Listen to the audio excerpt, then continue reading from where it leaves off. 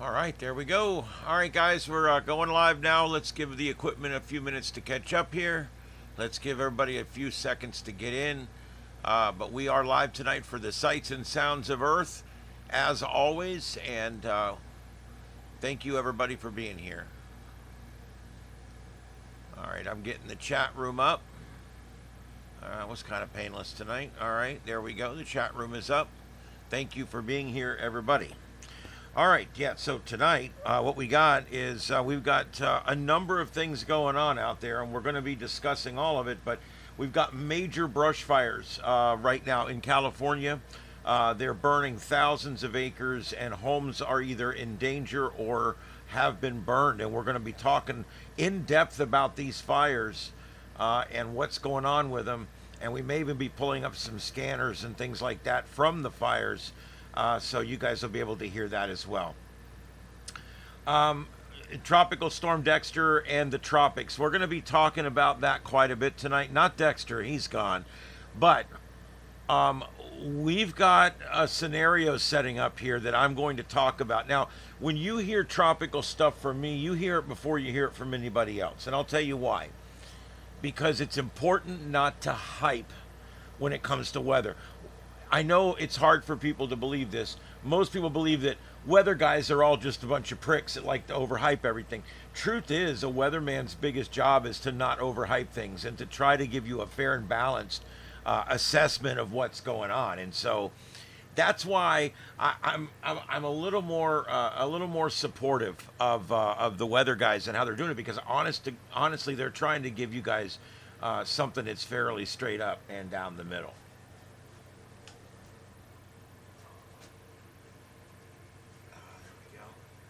I just got home from work about 45 minutes ago, so here I am. And here we are. This is, let's go ahead and check everything out here. We're going to be doing a lot of tropics tonight, so there you go. Hello, everybody. My name's Ian. This is Starship Adventures, and we are live tonight in Starship Studios in North Fort Myers, where we broadcast live on as many as 9 different streams at one time. So kind of a bit amazing there. And we do everything we can here to bring a new and unique form of broadcasting to the world out there. And yeah, YouTube, worldwide broadcasting. It's pretty cool. Mic volume is really low. All right, I'm turned all the way up, and I'm showing that I'm bouncing right on the edge of the red. Well, it's a moot point because I'm at 100% on the Scarlet, and I'm at 100% on Streamlabs. So let me check one more thing here. Volume mixer. I can probably. Oh, let's see. I can't make it too much higher because I'm already bouncing in the red. Let's see what we got here. Check. Nope, that's not it. All right, I will find it. There it is, Scarlet. Okay. Yeah, it shows me only at about 50% level. So what I can do is I can put the boost on there. There we go. How's that? Check 1, 2. Testicles 1, 2. How's that? All right. Yeah, I'll check on the kitties in a little while. We'll bring one of those in, or maybe two. Let's see.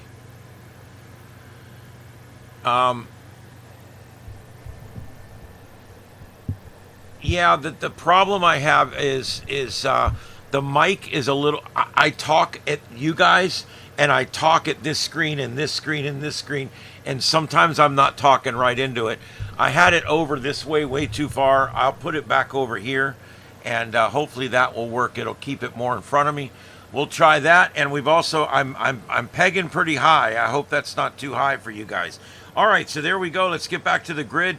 What we got tonight on the grid, there's no active storm chasers out right now on the network. And so I don't really have anything there.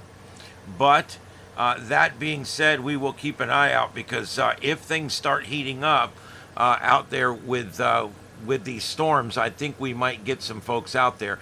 Right now, I got 3 neat views from out near Sioux Falls, out in South Dakota, and over in that area and near Des Moines. So these are some cool cameras out there. We got a nice sunset going on. So I figured we would just leave those up for right now. The area we're looking at tonight is the area where the yellow circles are here. Not as high a risk as last night. The only tornado warnings we have nationwide right now is in Canada. And these are the ones up here for that little storm cell right up there. They like to draw big squares up in Canada. All right, anyway, here's the shot. There we go. There's your gold circles right there, 2 of them. And you can see where the larger one there stretches from Sioux Falls all the way up to Thunder Bay. And there you go. All right, and the three top ones up there are all the Canyon Fire in Ventura and LA counties. And we have been tracking that. I will have the latest on that coming up within the first hour of the show tonight. I'm going to go through a complete rundown of what's going on with that fire and also the other big fire in the area too. We're going to go through that one as well. I don't have any live video of that, but there is 2 different large fires going on, and we will be covering those as well. I'll mention the software we're working on. We're still working on it, but we're getting it. I got a new telestrator program I'm trying tonight, so when we do the Tropics stuff, I should be able to telestrate for you guys, is what I'm hoping. We're going to see if it works. I'd like to be able to draw on the screen all the time and not just in Radar Omega. Radar Omega provides that ability to me, but now when I go to the left screen over here, I now have the ability to do it from over here as well. And like I said, we've got a lot to talk about tonight because the model runs are a bit scary. We've got a strengthening season right now, and when we get to this point, a lot of times we will see a situation where things are starting to really look like they're coming together for storm formation, and that's what we're seeing. Up until about 3 or 4 days ago, the models saw absolutely no genesis, meaning no birth of any new storms out 12, 14 days. Now we've got large hurricanes at the end of these model runs. And so does that mean we're going to get one in 12 days? Well, maybe not, maybe do. But here's the thing. What it does tell us for sure is that the tropics are juicing up, they're heating up, and they are ripe right now for things to happen. And so we're going to be, as always, I'm going to be analyzing that later on in just a few minutes. We're going to start that analyzing of all that. All right, and there we go. What else I'm going to show you guys? Whew. It has been a very long week, and I still have a show to produce after this one. So I'm going to stay on for a while with you guys, so we'll see how it goes.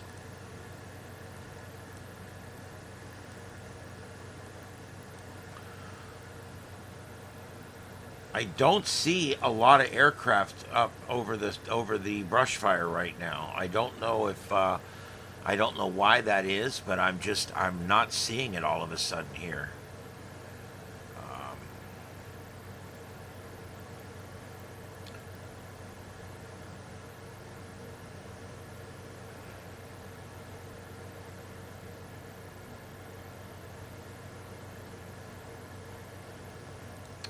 Oh, come on.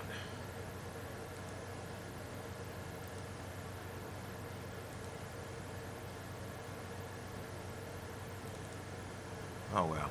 All right, never mind. I was trying to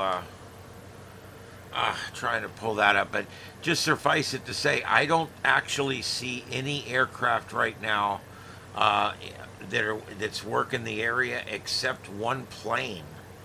There is a small little Rockwell turbo plane, a dual prop, and it's like an executive plane, and it is flying through the area. It's probably one that that it either belongs to the government or it could be being leased by the government. But chances are they're flying a route up there so they can keep an eye on this fire.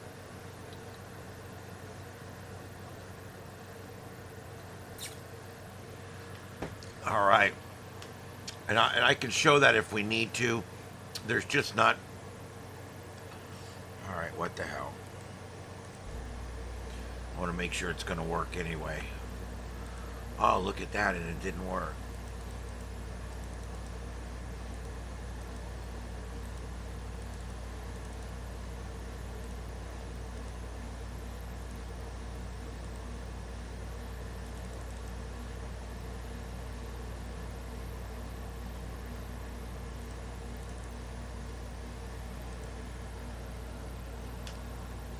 I don't like how some of this stuff works, but I don't know what else you do about it. All right. Oh, there we go. That works. All right. So as you guys know, we have Flight Radar 24 here also. And there you go. That's the only real aircraft we've got work in the area right now of the brush fire is going to be that one right there. And that's it. He's just circling around.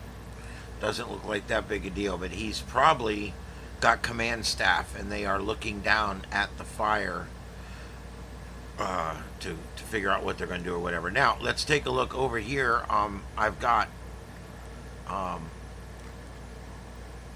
two small screens over in right above me here, and those are actually live in LA. Those are protests that are supposed to be going on. Best I can tell, they're live. The sun angle's right, and I don't recognize the videos. That's about the best I can do right now. But I don't think these are reruns. I think this is the real deal. So anyway, I got those up there so we can keep an eye on it. I don't know if there's. I do see some protesting going on there in the one. Actually, in both, there you can see it. So I think this is live. And as of course, the most important thing with a protest is the food. Jeez. All right, and looking at quick look at space weather, that Earth-directed CME that we talked about. Yep, well, it's still coming. Expected to hit later on this evening or today, and it should graze Earth late on August 8th, which is today. So there is a chance for a geomagnetic storm tonight. So if you're a ham radio operator or you're a sky watcher, an aurora watcher like I am, I don't think it's going to come far south into the United States, but there's a chance that the northern tier states could see a brief aurora. I don't know what. We'll have to keep an eye on that, and I will keep an eye on it. They are forecasting a G2 class geomagnetic storm. G2 storms normally are high latitude power systems, may experience some voltage alarms. Long duration storms may cause transformer damage. Aircraft operations, corrective actions to orientation may be required by ground control.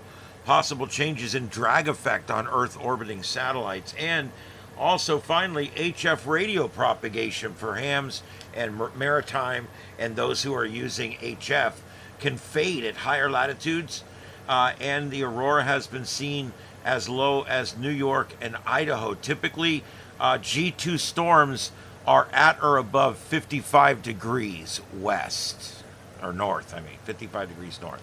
So there you go. You just have to look at that. And so if you're in the very north part of the United States, possibly tonight, if you have clear skies.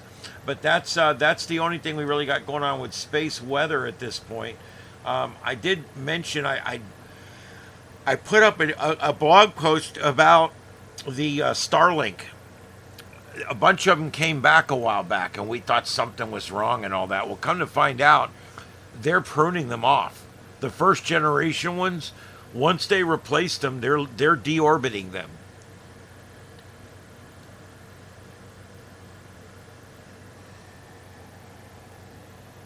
"40 meters noisy in Houston about an hour ago." I believe it. And that could be related to this for sure. Yes, welcome everybody. Pete, Dominic, Galactic, Ding Ding. Thank you everybody for being here tonight. I really appreciate it.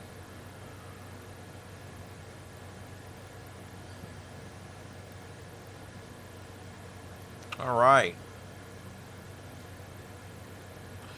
Yep, the Starlinks are coming a long way. I think they're on second or third generation now. They got new stuff coming out, and I think it's awesome.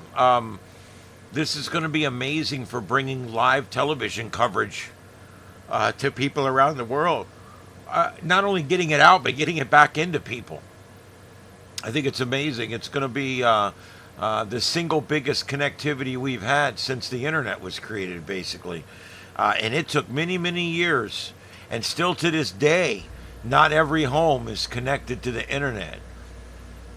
You know, but Starlink, man, a lot of people already connected. A lot of people buying the equipment, taking the dive, doing it.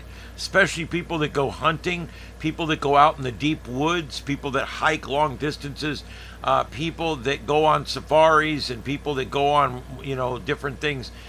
These things are coming around. The first handheld versions of Starlink should be out soon, if they're not already. I read something on those a while back. They will have, there will be a smaller battery-powered version of Starlink that you'll be able to carry a little easier.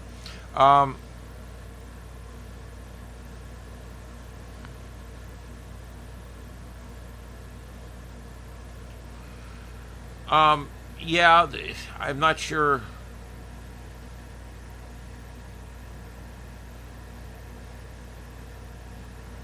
Yeah, I'm not sure. I don't. Yeah. How far did the fire make it towards Santa Clarita?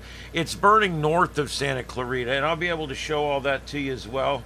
Um, I can go over to that right now here. Let's see here. I've got the map right here. Let me make sure I have the latest version of everything.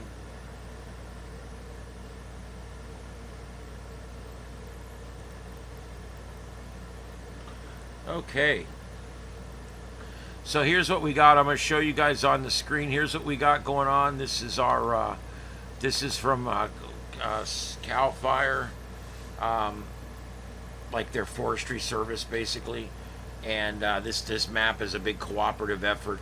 The ones that are lit up in yellow and orange are still burning. And you can see here, we'll zoom into the area here. There's LA, and there's our canyon fire right up north and west of LA. And then our bigger fire, look at this sumbitch. This is the Gifford fire. And this one here is pretty bad. We do have a couple of aircraft that they are showing up on that one right now. But let's start with this one. This one was the one from last night. This one's the obviously the much smaller of the two. Has not been burning near as long. And remember, last night it was just crossing the line here. It's burned almost all the way to 5 now.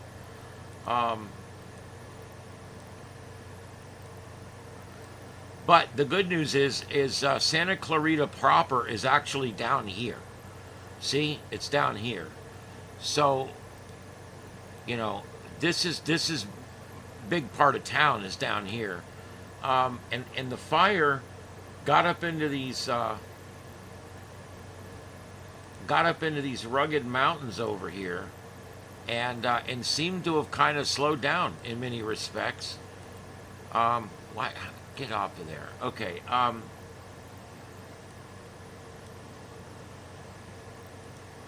You see here, last night it was burning in this direction, and then as night fell last night, the wind started coming more out of more in that direction, and so that's why we ended up. Oh crap! I'm getting used to this, guys, and that's how we ended up with this big finger way up here. It burned up through that valley and over that one mountain range right there, and now it's stuck all back into here. And here's the thing, this is this gets fairly populated right here. You can see when you get down in here. These are like ranchettes down in here. They're homes that are on like several acres, and it's a pretty hilly area. I don't know what all that yellow is doing coming up. I got smoke and haze turned off. What else could it be?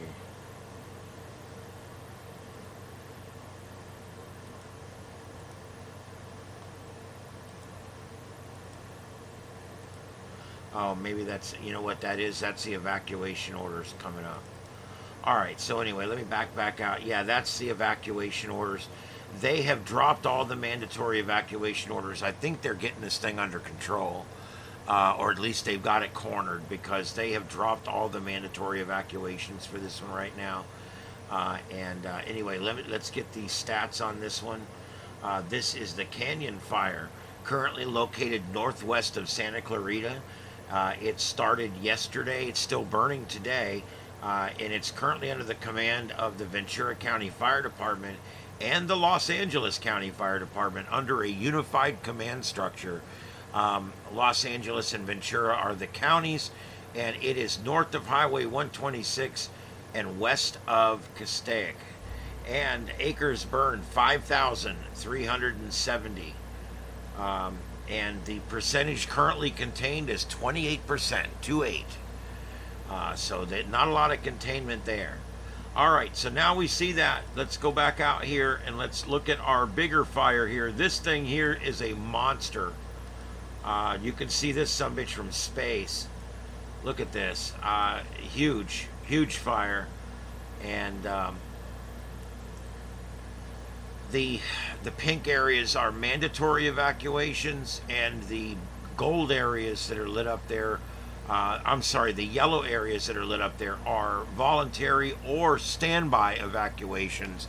And then of course you've got the area that's in gold with the red outline. That's actual areas that have burned.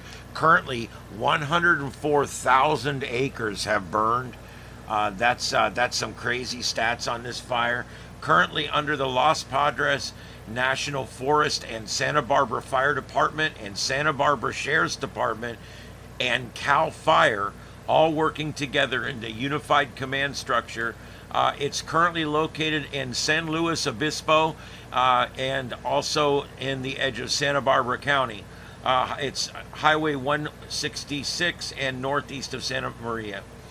Current acres 104,402. And percentage contained, only 21% contained. So, I mean, these things are long from over. And you can kind of get the idea of the fire there. And there is some others down here. This is San Bernardino. And this fire here, the gold fire, 1,079 acres at this time, but it's more out in the middle of nowhere. It's also under the control of the United States Forestry Service and CAL FIRE in San Bernardino. 35% containment on that one. And then a couple more here we'll take a quick peek at.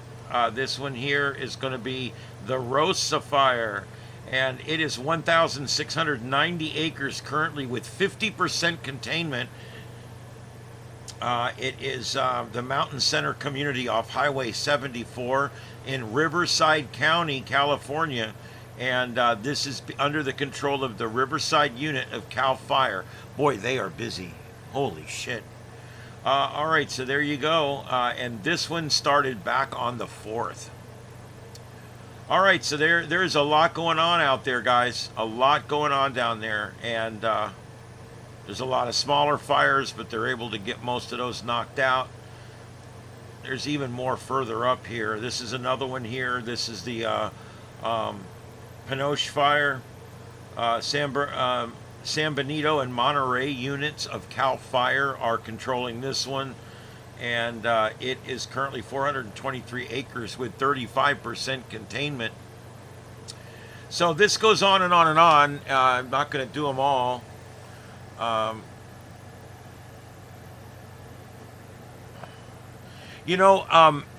Forests burning are a good thing a lot of times, but the problem is in California, they, for 50 different reasons, stopped doing most of the prescribed burning. The same thing we do down here now. Down here in Florida, we do a lot of prescribed burning. Every 5 or 10 years, every piece of land down here gets slow burned off a little bit. Or at least strips of it does, so that we don't get those big, huge wildfires like you're seeing in California. We just don't get those conflagrations down here like that, and that's why. Anyway, I do want to show you this on the map here real quick since we've been talking about it. This is the Gifford Fire that you're looking at right here. Look how big that thing is. And this is 104,000 acres. Isn't that crazy? Yeah. So there you go. That's the big one. And then you can see there the dark red here, these reddish colors. Those are mandatory evacuations. So we're talking about a large mandatory evacuation area for this particular fire. It's huge. And then the other one I was showing you guys was this one here. This is the one we were talking about. This is the actual canyon fire. And you can see it's a lot smaller. All the mandatory evacuations are falling away on this one. And although they're not showing a lot of containment, 28% at 5,300 acres. So there you go. And I didn't switch it, so I just want to go ahead and show you guys. Here's the other 3 fires I mentioned over here. And then there's this other one up here. So that's what we're looking at. That's what the map looks like. There's this big one right here, though. I got to tell you guys, it is huge. This one right here, the Gifford Fire is just really big. There's not as many scanner feeds and that kind of stuff up here, but it is an incredibly big fire. All right, so now let's go back over to the grid. There we go. Sorry guys, I'm a bit forgetful, and I get something set up and then I go with it, and I realize I never actually hit the button to show you guys what I'm talking about. I did it like 3 times yesterday. It's like bad host, no donut. Yeah, the heat wave is something else.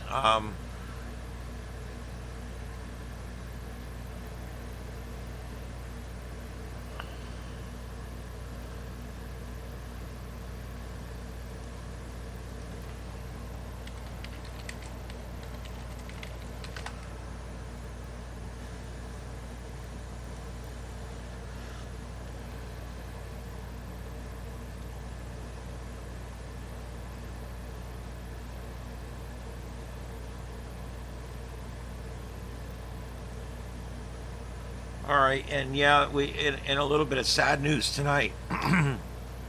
I do want to go ahead and announce the passing of James A. Lovell Jr. James Lovell was the commander of the Apollo 13, and he died at age 97. He led the 3-man crew that survived the near catastrophic explosion in space in 1970. Remember, he was played by Tom Hanks. That in itself's got to be an honor. And was later immortalized by Tom Hanks in the movie Apollo 13. So there you go. James Lovell Jr., the commander of the 3-man Apollo 13 spacecraft. And if you remember, they hit the button to stir the cryo tanks, and one of the tanks exploded. And when it did, it took out a side of the command module, and exposed their systems and damaged their systems. And they were running out of power, and they had to at one point decide whether to go to the moon and die or to go back to Earth. And they obviously chose to go back to Earth. They didn't want to do it. They were like, we trained our whole life for this, we're here, we want to do this. And they had to hit the bypass at some point and save what energy they had left in the batteries to get home. Remember, even after getting all the way home, they needed enough power in those batteries to fire the chutes so they wouldn't plunge into the Earth at critical velocity. Anyway, NASA has confirmed, and his family has also confirmed his death in a statement. They lived in Lake Forest. Captain Lovell, a former Navy test pilot, flew for some 715 hours in space, the most of any astronaut in the pioneering Mercury, Gemini, and Apollo programs, forged by the United States as it vied for the Soviet Union to put the man on the moon first. Remember, the president said we were going to put a man on the moon and we're going to return him to Earth before the end of the century. And we did it. July 20th of 1969, a man stepped on the moon for the very first time. And this happened not long after that.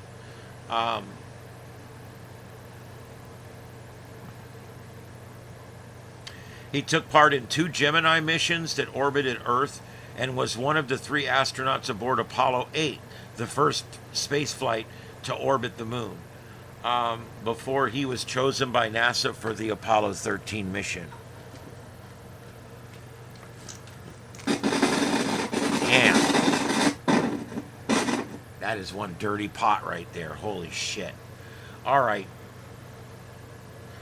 The potentiometer in those speakers is shot. It's dirty. The purpose of the mission was to land Captain Lovell and Fred Hayes Jr. on the moon. They would have been the 3rd crew, of course, to land on the moon.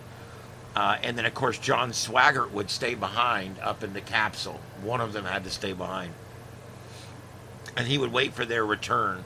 They were supposed to explore a spot called Fra Mauro, the Fra Mauro Highlands. And the topography would provide important insights into the moon's geology. And Lovell never realized his dream of reaching the lunar surface. He orbited a bunch of times, I think in 2 or 3 different ships, but he never actually got to go down there.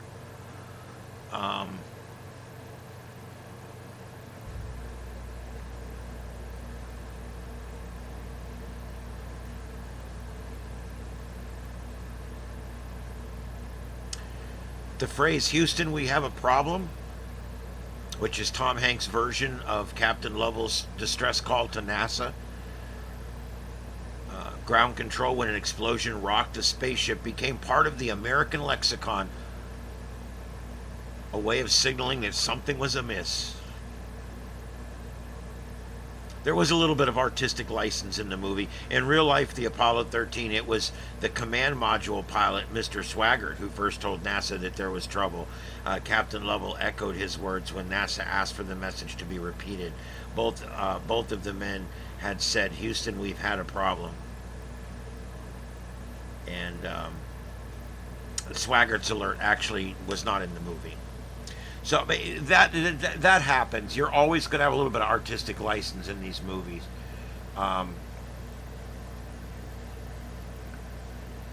Yep.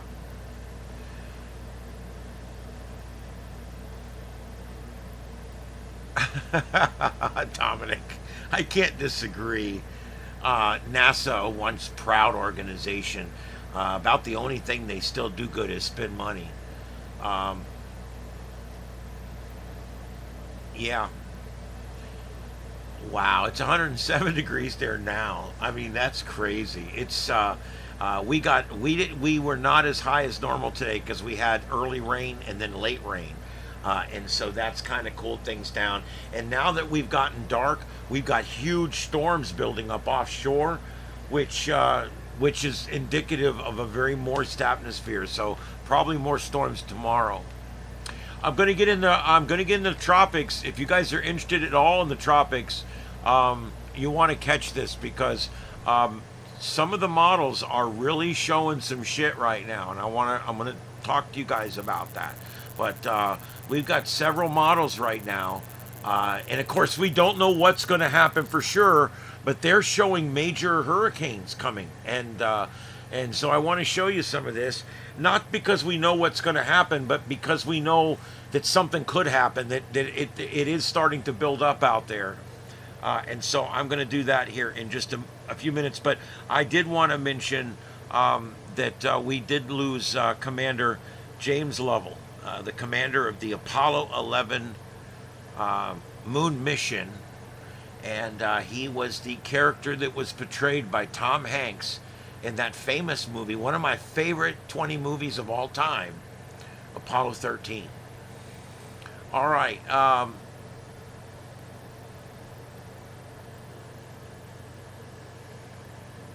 There you go. All right, guys. Let me see what else we got going on here. I'm going to get to the tropics. I'm just trying to knock a few of these other things out ahead of time. We also want to take a look at the seismology, and we could probably do that here real quick. All right. All right, so let's reset here, guys. I've been on about 35 minutes. It's currently 9:38 on the East Coast and 6:38 on the West Coast. This is Starship Adventures at Starship Studios in North Fort Myers, Florida, or Southwest Florida, whatever you want to call it. And we are live tonight in a very balmy evening down here. I'm glad you guys are all here tonight. We have a nice crowd coming in tonight, and I do appreciate that.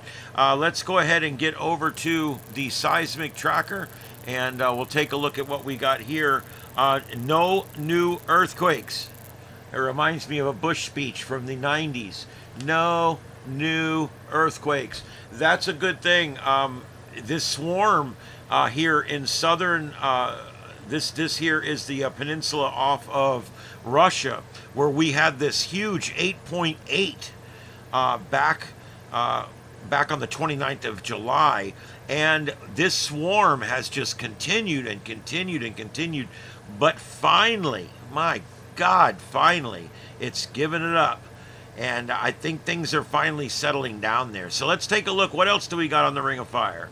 Well, we've got one here. Looks like a 3.6 near Perryville, Alaska. But that's nothing to worry about. You might feel that one if you're near it. And then it looks like we've had a little baby one, a 3.3 down here in Punta Cana, Dominican Republic, and that one is barely something you would even feel. And that's pretty much it. A pretty quiet day out there, seismology, logic-wise, whatever. I just made all that up. I think that was a Bidenism, but I'm not sure. All right, so that's what we got there, and we'll go back and check the main grid here. Again, we got our brush fire across the top. We've got two guys that are at this. There is a protest going on near an LA detention center. That's all I have on it. I'm trying to get some more, and now I've got smoke rising from up down there in one of the videos. So I don't know what's going on that. I'm trying to get the full screen on that right now. Now I'm wondering what the F. Let me see if I can find him. AI is transforming customer service. Shut up. We know that. Shut the up. leader in the category Shut is product. up. Shut up. We got something burning down there, guys. All right, this is SoCal Audits, and yeah, I don't want to take it like that. Let me go back to the main grid, and let me take it here.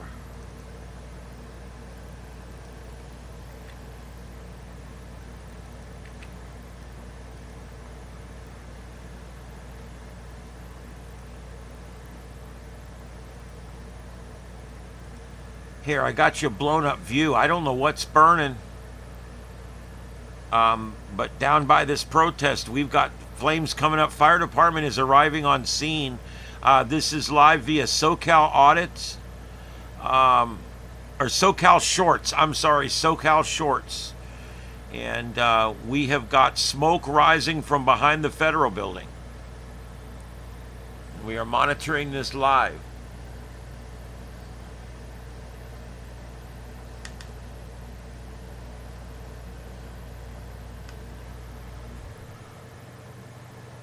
And I want you to notice, firemen, they don't rush anymore. We used to rush, man. We would like trying to really like save shit.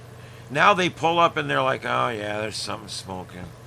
Oh God, I wonder, this is gonna make all my clothes stink.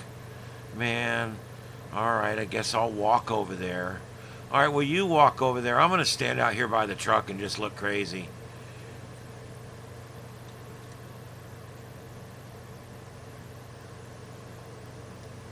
Don't step on the booster line, lady.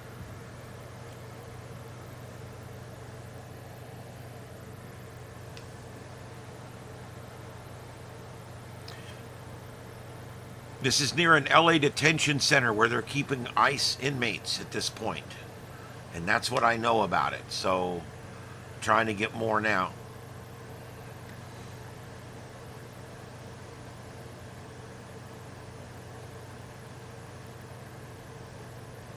Nice little squad.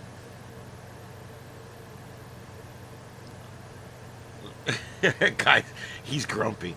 I was watching the game. This is crap. Whoa, blah, blah, blah, blah, blah. He's losing internet down there or something.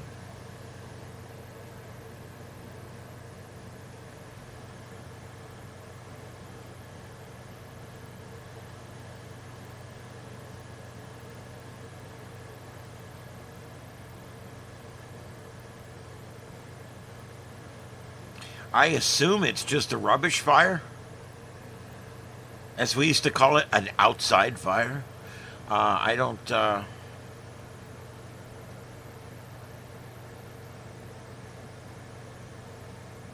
Dumpster, maybe?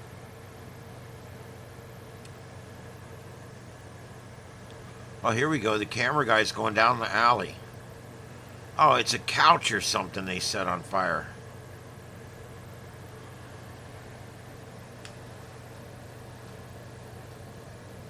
Hey, Heath, how's it going? My brother from another mother. There you go.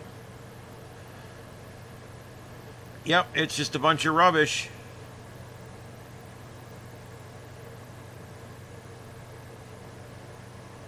Wonder how many miles are on that mattress. Yeah, I said it. I don't care.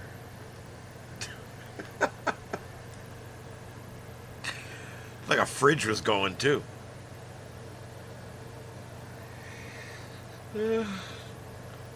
You got some little firebug arsonists now running around pretending to be anarchists. That's all this is. It's literally, this is like bullshit. What's that all about?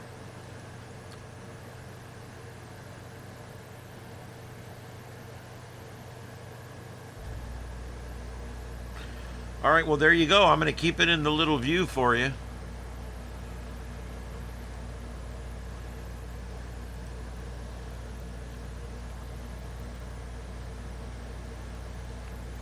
It's still here in the little view where it says LA Detention Center. That's still the same one there on the left.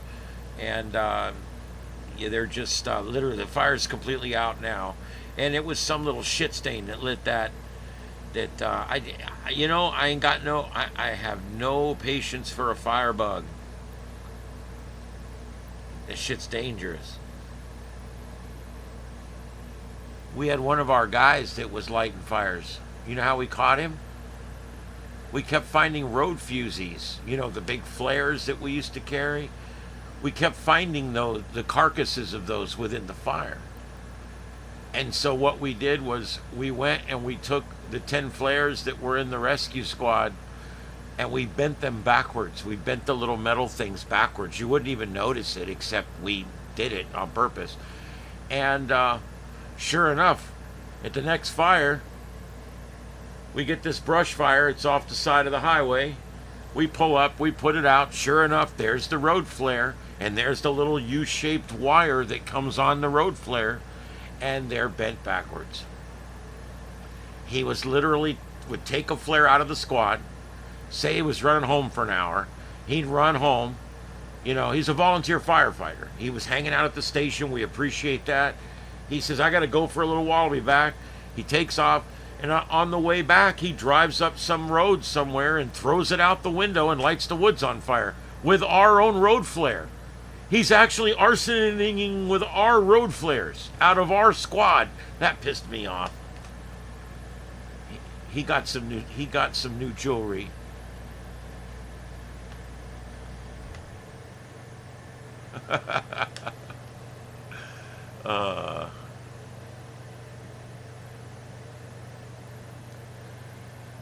Yeah, I know. Heath, it's one of those things. It was so different back when I was a firefighter. We loved it. It was one of those hoorah kind of jobs. It's now kind of turned into a union job. Yeah, it's a union job. I'm not too worried about it because they can't fire me because I'm in the union, and they make a lot of money and they sit around and watch a lot of TV. We still need them, and they're still good. They do a great job when you can get them motivated. But yeah, I don't know. All right, so anyway, I'll put this back in the small view because he's definitely out of there for now.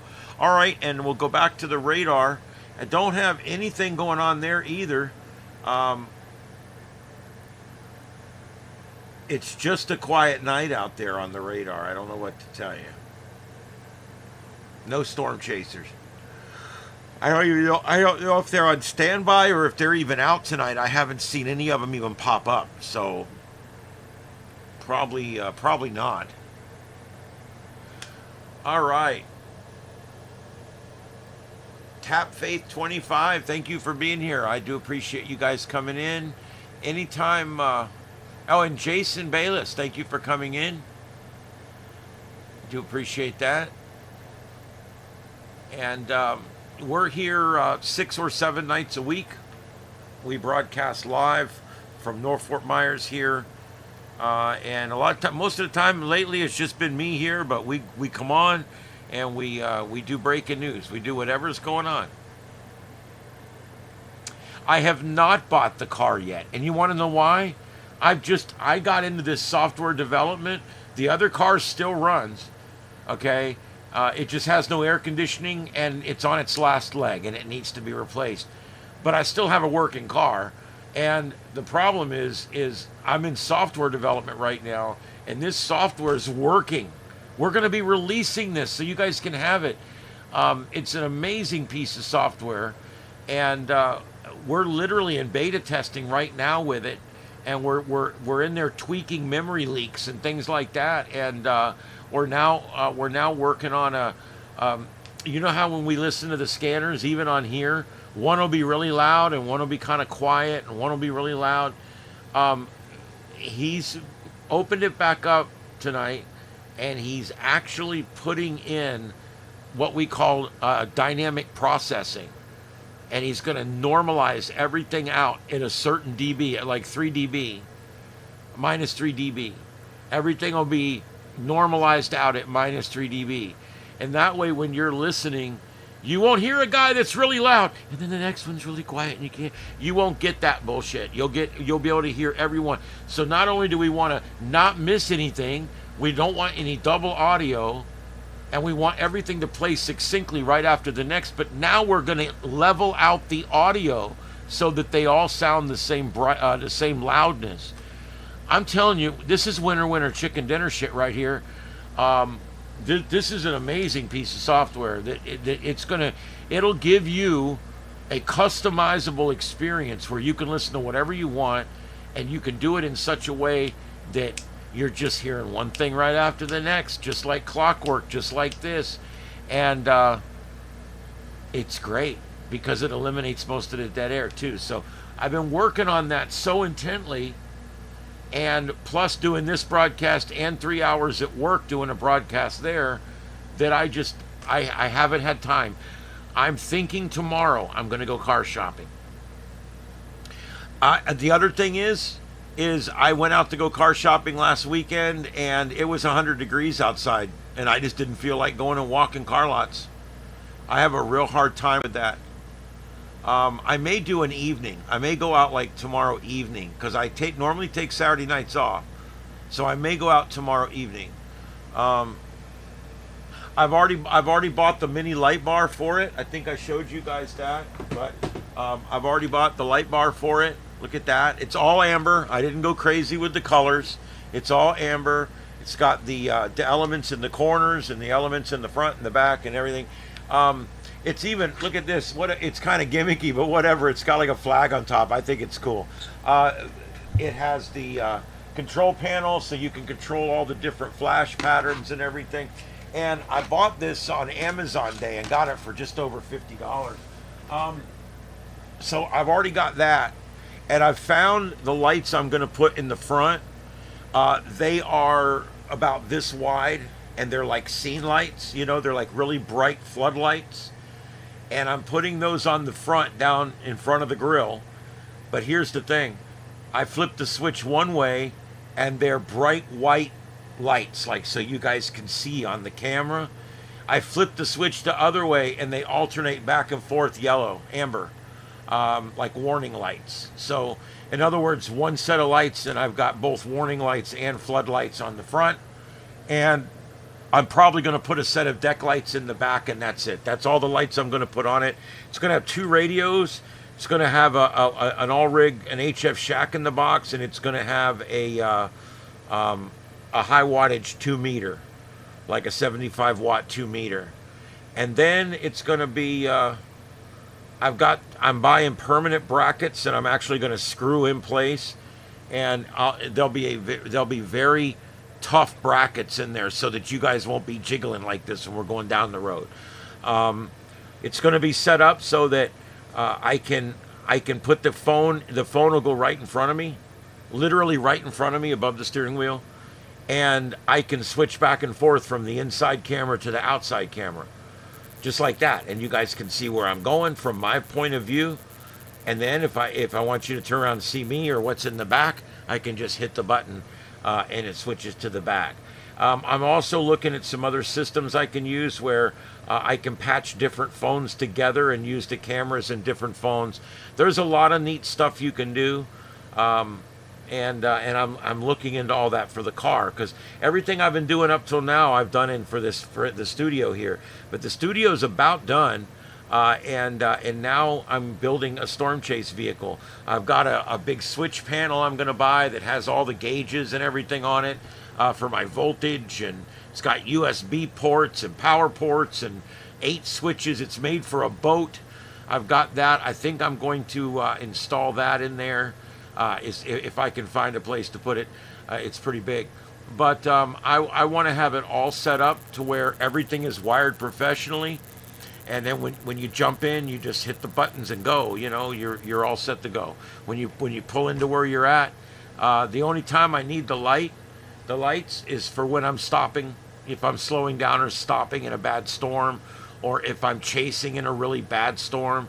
I just leave the light on. Hopefully, it'll keep somebody from plowing into me.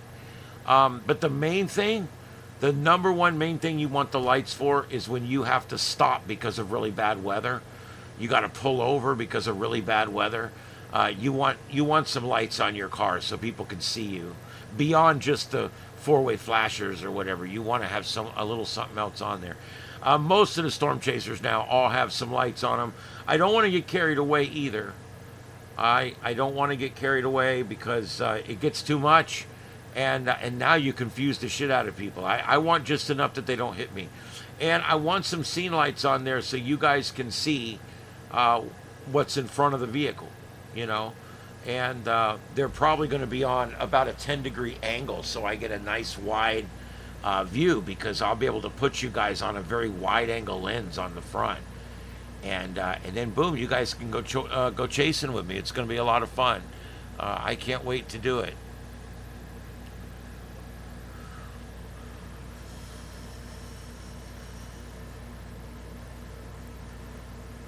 All right.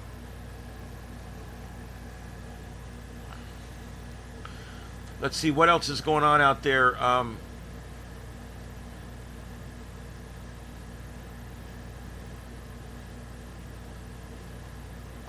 Record heat wave, man. This has been a record heat wave. We've been getting these heat waves every year. We've had some record cold lately too. We're in a cycle right now. We're at the top of the solar cycle, which means the sun is dumping more raw energy into space than it normally does. And you've got a lot of other dynamics. You've got a lot of long patterns and short patterns all coming together right now. And, you know, we saw hurricanes go way up a while back, but now they're back down to right about normal. That's true, Galactic, but understand I'm not chasing EF5 long track tornadoes in Florida. Most of what I'm going to be chasing here is severe thunderstorm cells, you know, hail cores, and maybe EF0, EF1s, and then of course hurricane stuff. We do hurricanes. We don't get the long track tornadoes down here. We rarely ever get anything over an EF1 down here. So I'm not too worried about that. Number two, I'm not intercepting. I'm not going to have like Dorothy on the back and I'm trying to get in the path of it. I'm just looking to get close enough to get you guys some great shots of it. That's all. And so I mean, I'm not the hero type anymore. And trust me, I'm not going to drive into the base of that thing on purpose.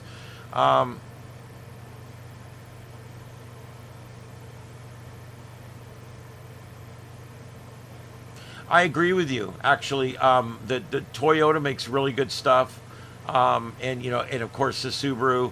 Heard good things. I have certain brands I like foreign brands that I like, and Toyota's one of them. I also, both my family and I have had really good luck with Hyundai. I had a Sonata that had hundreds of thousands of miles on it. I drove it right to the end. And we've had several of those in our family. And you know what? A bunch of my family has gone out lately and bought Kias, South Korean cars. So is the Hyundai, actually. And they've both been very good cars. My family has several Kias now, and they're very good cars. Very good cars. So I don't really care as far as what kind of car. I don't want a pickup truck. I really don't want a little teeny grocery getter, but I also don't want a big sedan that's chewing up gas. And I don't mind an SUV, but I want a smaller SUV. I don't want a full-size SUV. I don't want a Suburban or an Excursion or an Expedition or even really an Explorer. I don't really want anything quite that big. So, yeah, Hyundai's good. Boy, they stay out of the shop a long time, and so do the Kias. I've been a Ford man my life. I was a Ford guy, not a Chevy guy. Although my first love for a truck was a Chevy 3500 Rescue Squad that we had, and we had a Quadrajet 4-barrel sitting on top of a 440 big block. No, it was a 47. What is the big one for Chevy? The mid 400 range Chevy engine, 454 big block. That's what it was. It was a 454 big block. That squad would do 107 miles an hour. I know because we clocked it. But when the chief asked, we always told him we were going 85 miles an hour because that's what the speedometer said. But anyway, that thing was a major, awesome. And then they took the carburetor off and they drilled it out, and then they bored it 30 over. These guys were nuts at my station. They used to just take the top off the motor and fucking do shit to it in the middle of the night when the chief was at home. And it was crazy stuff. But yeah, I'm a Ford guy that has loved a Chevy or two along the way. And I've also I had a Dodge Dakota I loved. I've had several Dodges I love too. Been told by mechanics lately, I've been told by several mechanics, stay away from Hondas and Nissans. Nothing real bad, just, you know, maybe stay clear of those if I'm in the 10 to 15 year range, because I'm buying about a 10-year-old car. It's not going to be anything new. As long as the air works, I'll be happy. And I want something I can drive around and not worry about, you know, the hail knocking the window out or something.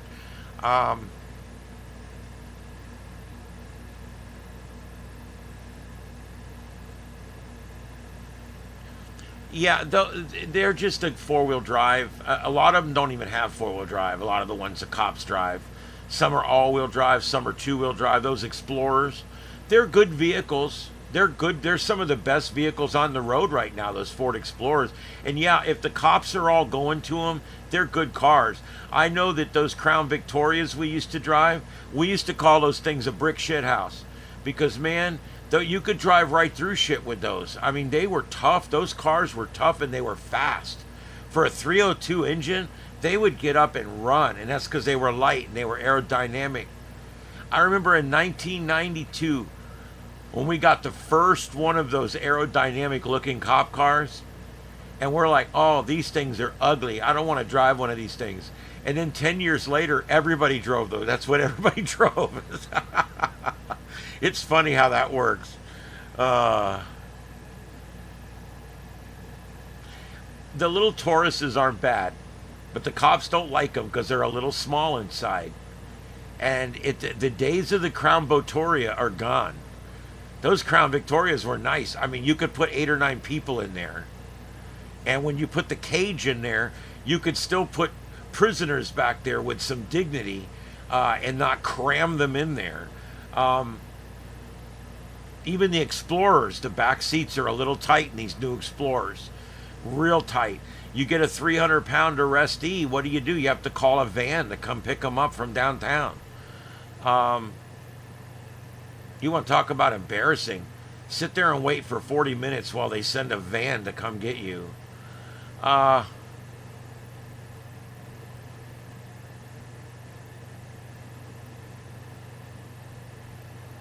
No, I have not. I normally don't do a whole lot of international stuff, but I'll certainly take a look at it.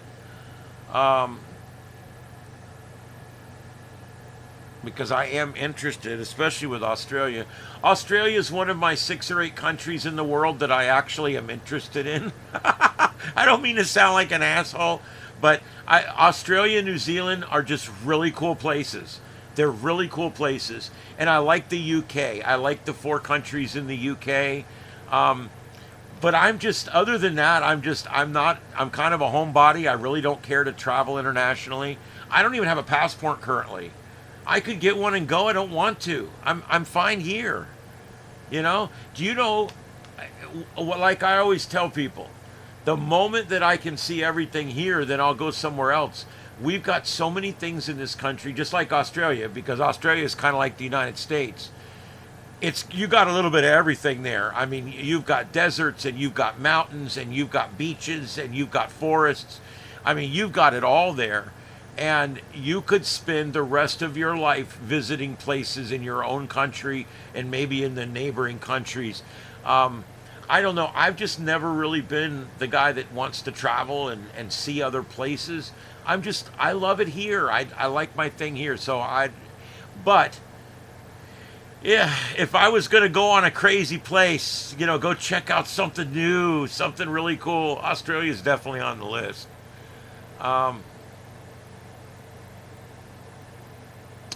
My partner, this is a stupid, obscure story. He's dead now, but my partner years ago, his name was Tom. And his favorite movie in the whole world was Tom Selleck's Quigley Down Under. And we must have watched that movie 1,000 times. I think I knew the words to that movie. It was like everything. And I used to joke around. I'd say everything I know about Australia, I saw in Quigley Down Under. But it is a good movie, and Tom Selleck's definitely a good actor. But he was fanatical about that movie. I think he lived his last life in Australia or something. All right, so what do we got? What's next, guys?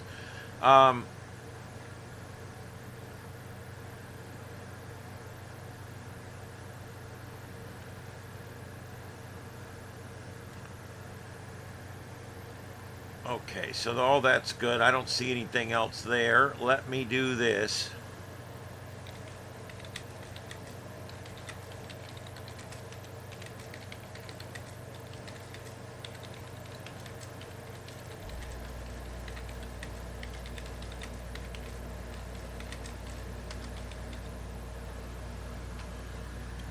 Shit.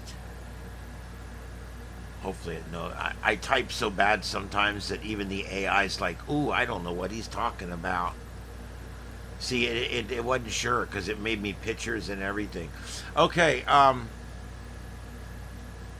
okay, currently, let's talk about the Canyon Fire real quick. We'll do a quick rundown on the Canyon Fire. Currently in Ventura and Los Angeles County. It burned over the county line last night before dark. Currently ignited on August 7th, and it is burning very fast. It scorched approximately 5,370 acres currently, and they have achieved about a 25% containment. Evacuation orders, mandatory evacuations are still in effect for parts of Ventura and Los Angeles counties, affecting thousands of residents. Structures affected, at least 2 structures have been destroyed. That's not bad. I mean, I know it is if it's your house, but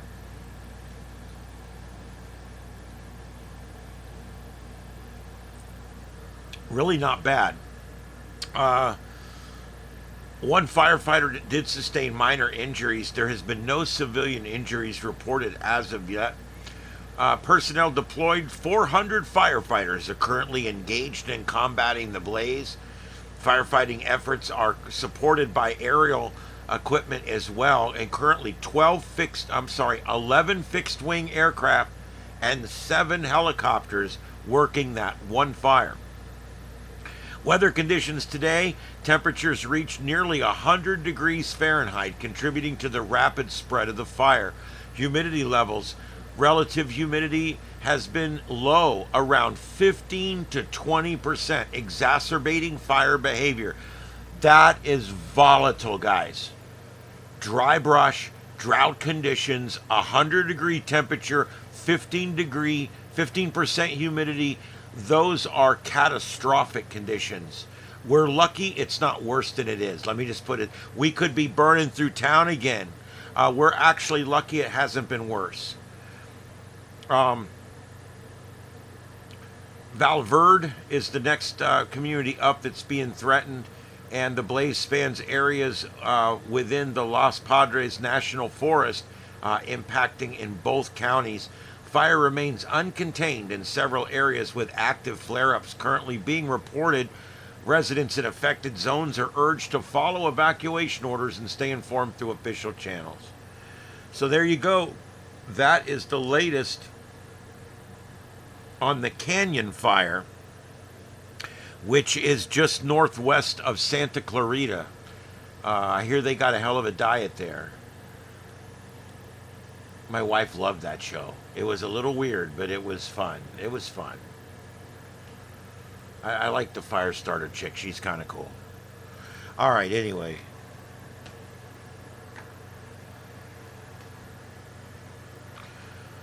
Whew.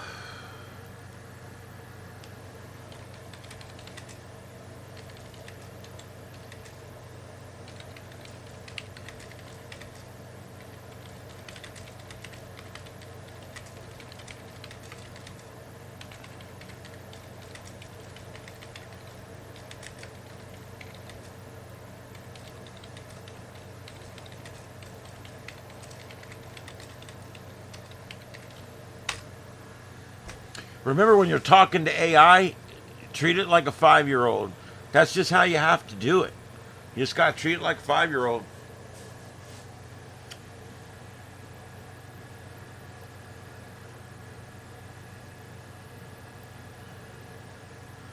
All right, we talked about the severe weather potential in the plains. I don't really see it. It doesn't look like it's coming together tonight, and I don't think it's going to hold, but we are going to keep watching it. I've got it up right there. You can see it on the map. I don't see anything. It just looks like nothing to me. Brush fires spark in Arizona and New Mexico amid unusually dry conditions. Multiple fires reported due to high temperatures and low humidity. Fire crews are working them now. They're asking residents to be very careful while mowing or doing anything that could spark a fire. Heat wave continues across the U.S. Temperatures soaring above 100 degrees in parts of Arizona, Nevada, and California. Increased risk of heat-related illness and wildfires. Cooling centers open in urban areas to aid vulnerable populations. Yeah, just don't go outside. That's the best advice. Record-breaking hurricane season. Sea surface temperatures above average, fueling storm formation. Multiple tropical waves monitored for potential development currently, and NOAA and the National Hurricane Center advise preparedness measures you should start. Here's the thing. Up until now, it's been no big deal, but for the next about 60 days, 70 days, we're in the height of hurricane season. It starts now, okay? And I'm going to show you guys why in just a minute.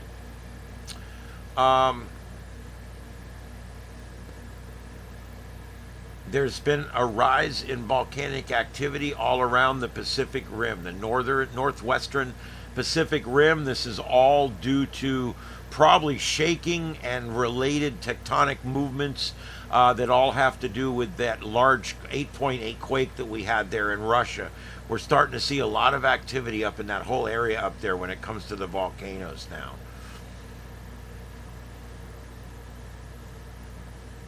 Let's see.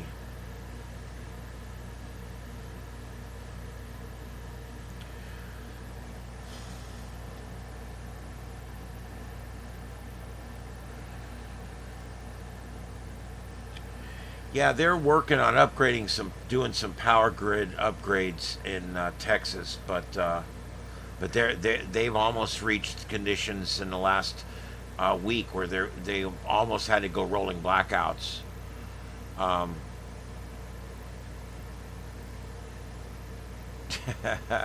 There you go. My God, 118 degrees. I had a buddy of mine that was a Phoenix, Arizona firefighter, and he said they'd go out on a traffic crash, and by the time they'd leave, they'd have to goose the truck to get the tires up out of the potholes it created. I'm like, that's crazy. He says, yeah, the asphalt, when it gets to about 170 degrees, it starts to liquefy. I'm like, that's nuts. The trucks are real heavy, and they make dimples in the road wherever they stop when it's that hot.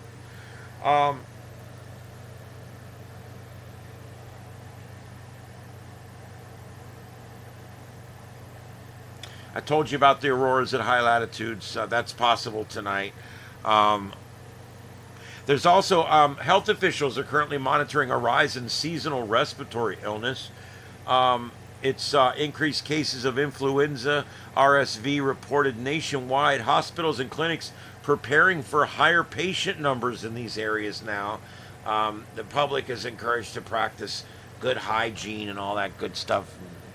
All right, so that's what we've got there. That's the top 15 news story rundown right there. I want to go over here. I want to go back and talk tropics with you guys just for a few minutes. We're going to do a little bit of a deep dive here. I'm sorry if this bores some of you. It is what it is. I love doing tropics. All right, here we go. Our new wave just showed up on the latest stuff coming out. And so let's take a look at that. Here we go. This is the latest, basically what they're looking at down the road. Okay, and so let's take a look at this. First of all, this one right here, this one is going to go on out, and it's done. There's nothing to worry about there. That one may form into a storm. It may not. Does it matter? No. It's going to be. All you're going to see is taillights as it's moving away. This orange one here, see, something has happened right now. We're getting frontal boundaries coming down. And when we get fronts that come down like this time of year, as these fronts come down, they tend to push off the Bermuda High, and they move it off away from the center of the Atlantic, okay? And when this happens, anytime you see what they call a receding high here, and that's what's going on, it's leaving because we actually have fronts that are pushing in. And so what's end up going on here is the high is gone. It's moved way up here right now. We've got a big old high sitting up there, and it has allowed this one to turn, and it's going to come around above that high. And so that's why this orange one looks like it does, because they're relatively sure it's going to form in here somewhere, and it's going to move off in this direction because this high is receding off this way, and it's going to fetch this up with it. It's going to go that way.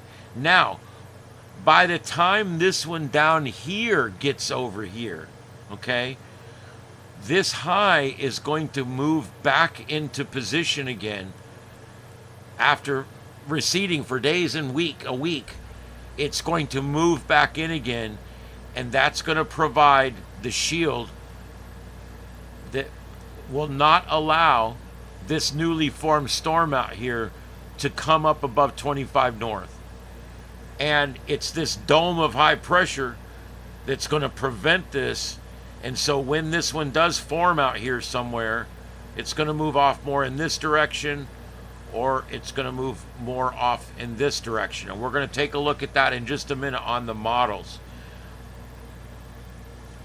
Okay, so let's go ahead and let's look at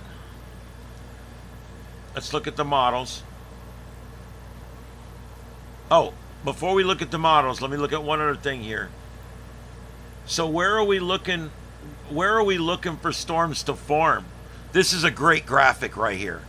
Okay, so from August 13th to 19th, we've got this area of solid red right here. That means that the tropical cyclone potential is relatively high right there. Well, where are we going to be with this storm? Well, during this right here, as this August 13th through 19th window right here is right when this storm is going to be coming right through here like that. So you've got the storm that's going to be traversing this area that is highly conducive right now to producing storms.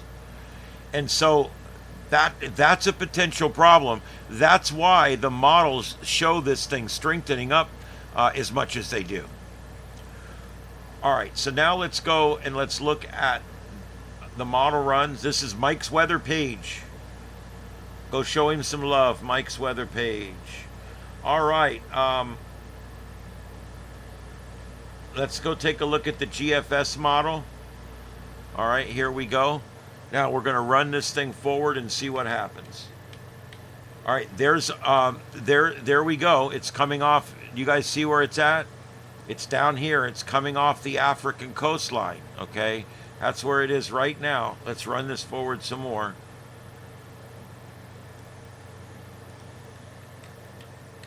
Here it comes over the Azores. There we go, 988, 985, getting into a Cat 1 range there. Cat 2, Cat 3, 958 millibars, that's a Cat 3 hurricane. 950, 946 millibars, 944, that's a Cat 3 hurricane. And then out. So that scenario right there would just bring some really strong sea and surf and swells to the eastern seaboard. However, that's not what the last model run showed. I just teased it, didn't I? This is what the last model run shows. This is the one that scared me. Here we go. Notice it comes in below 20 north. Anytime you get to the island chain, I tell you guys this all the time, it's a little cheat of mine, okay? This is 20 north, okay? And this is the Windward Island chain. If this storm is north of that cross right there, in other words, if it's up here, it's going to continue on up. If it's below that cross, if it's down here, it's going to be a Florida storm or a Gulf of Mexico storm. Well, if you look at what this storm is wanting to do right now, this storm is actually wanting to go right through that area where it could go either way. And then look at this. Let's take it forward here. That's a Cat 2, almost Cat 2, Cat 3. Oh my God, right through the Florida Straits is a Cat 3 hurricane. Cat 4 hurricane. And right into Galveston, Texas is a Cat 4 hurricane. Now, this does not mean shit, okay? The reason the weather people don't show you this is because they don't want to incite panic. So I just want to make sure you guys are smarter than that. This is simply just one of the models. And it's just one run. But the point is it's very strange. It's showing us that we do have a mess here. Now the Euro, let's run the Euro and see what it does. Here's the Euro, brings it across, and doesn't really do much with it. Now the Euro is not going out as far as the other one. I don't know why this model's turned into shit. Let's do the CMC, and here we go with the CNC. You can see it sees it coming across, and it develops it there, deepens it over Hispaniola, over Haiti. It comes across NASA and the Bahamas, but still as a tropical storm or as a wave. But it shows it coming right in towards Florida as well.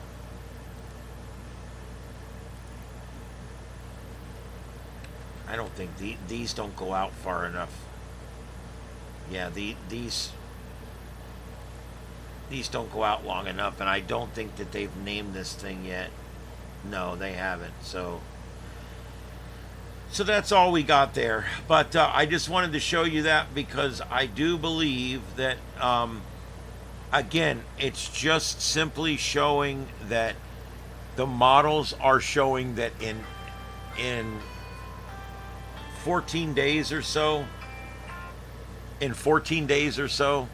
12 days or so, there could be a hurricane sitting out there, and it could threaten anyone from Brownsville, Texas, all the way to Maine. So nothing to be worried about.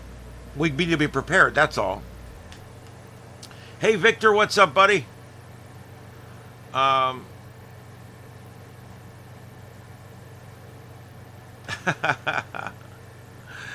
don't know. At least it's a dry heat, right? I mean, I swear I'd rather have 110 with low humidity than 95 with high humidity.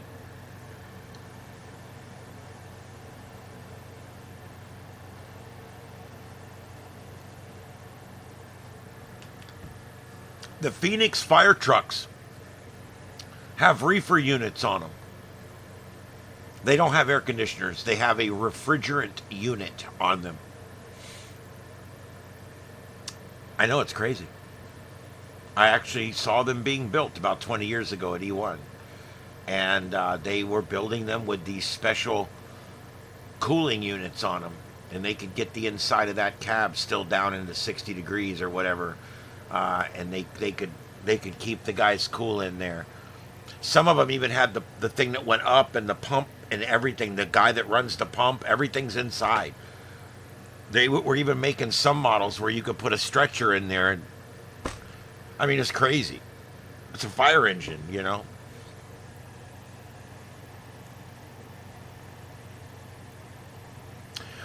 Heath, I don't know exactly why, other than each model is created by a different team of people, and they're always tweaking it. Up until 2 years ago, the Euro was kicking ass. The European model for about 6 or 8 years was dominant. It was better than any of the other models. However, they tweaked it and they messed it up. It has not been good for 2 years now. Last year and so far this year, the Euro is not a good performing model, unfortunately. Still decent, but it's not a real good performing model. It doesn't pick up Genesis that well. In other words, all the other models are seeing a storm forming, and it's still like, you know. And so, I don't know. But I will say, for a while there, the Euro was my go-to model. And so there was storms like Irma, where the Euro actually was closer to what actually happened than any of the other models. Even with Ian, the Euro tended to move right a little bit sooner than the other ones. But like I said, that all changed 2 summers ago. I don't know, or two. It happened going into last season. Let me just put it that way. And the Euro is no longer the best performing model by far. I talk about it with the Mezzos at work, and they agree with me. They're like, I don't know what they did to the euro, but they messed it up. I said, you know, it's messed up so bad they should just put it back the way it was. I mean, because it was a damn good model the way it was.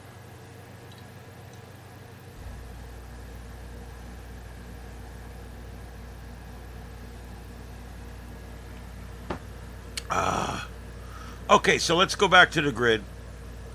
I should have already took you guys back to the grid, but I'm a shitty producer. All right, there's the grid. And we're still looking at the wildfires. Who knows? I'm not even sure if all these shots are live or anything. It's 7:28 out there, so there's still an hour of sunup left. Well, 30, 40 minutes of direct sunlight left. But I think these shots are from earlier. I don't think these are fresh. I just don't. Okay, so and we'll go back through the news again one more time, and we'll hit the wildfires again. But so what do I have planned for this weekend? Well, I'm probably going car shopping, but other than that, we're going to try on a couple of these systems over here, the blue and the green system. We're going to install a new version of Windows on them. It's like a completely stripped down version of Windows, and it only does just the basic functions, and it doesn't have any of the bloatware or any of that bullshit, and it even is running on the Windows 11 platform, which I've heard bad and I've heard good. I'm not much on Windows 11, but we're going to try this because everybody's saying that this is a very stable build. And I have to somehow get something that's going to run more stable. We're also working with our program that we're building. We're putting in that dynamic audio processing, which is going to make each sound that you hear about the same volume. That's going to really help. Also, he's investigating now what we're going to have to do to release a Linux version. And because the version we have will not work with Wine. As you guys know, Wine is the program in Linux that you use to basically run Windows programs within Linux. It's called Wine. And Wine won't run this. It's too complicated. So what we have to do is we have to literally compile a Linux version of the program. And so we're kind of working on that right now.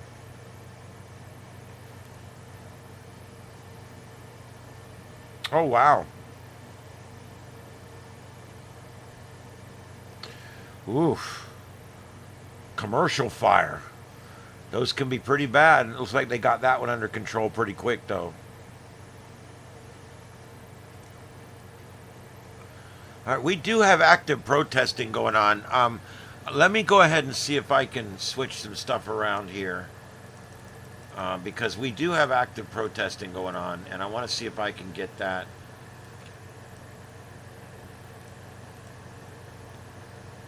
See if anybody else has gone live with it. I want to start. Yeah, here we go. Yeah, there is protesting going on. All right, let me get this stuff put in for you here.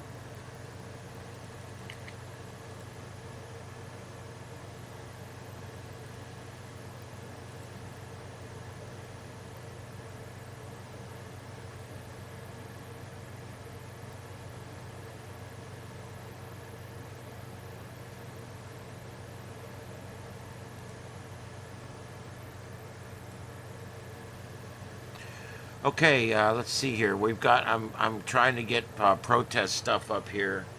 We've got stuff popping up.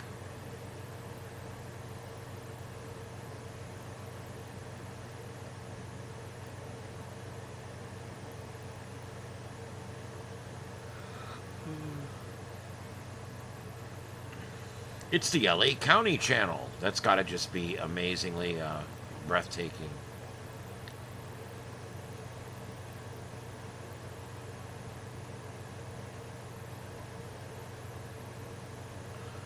All right, that's all I see. Let me run this a different way.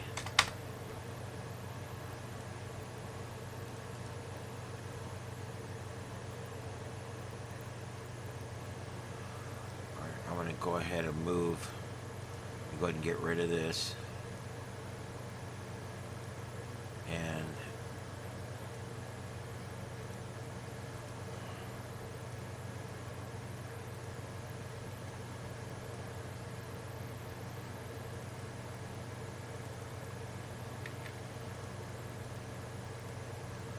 all right, I'm going to put this one up here.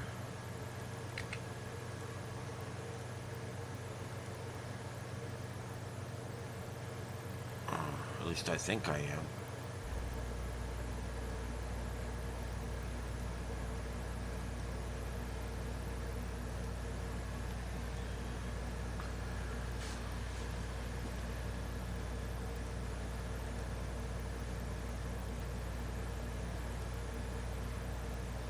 All right, there we go.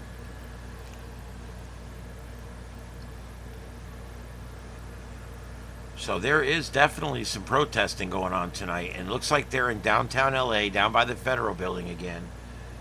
And I'm looking for additional feeds.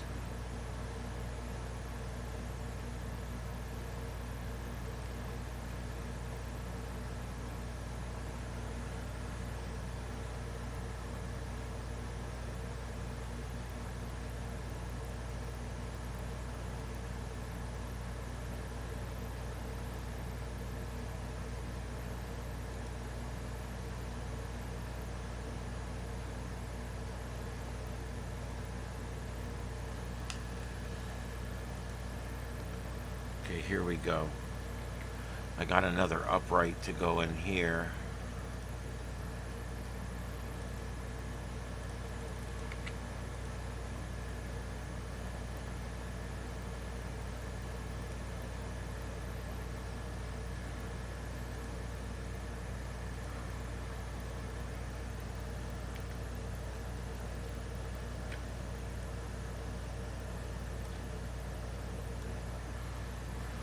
All right, guys. I believe all this is live right now. I mean, everything I'm looking at here looks live. The sun angles are the same and everything. So I do believe we are live here.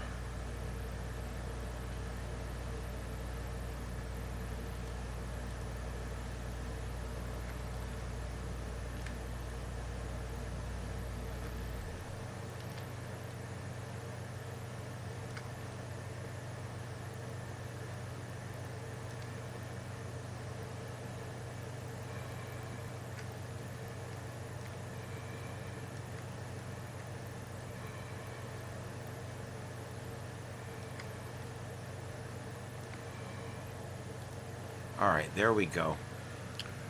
Yeah, boy, they got the big signs. There's a lot of them have, printed signs, like somebody made a bunch of them up. They're like a printer. There's a bunch, but this is a pretty big size thing going on here. I assume it's ICE detention protests, but I don't know for sure. All right, I'm going to keep looking and see if I can find anything else.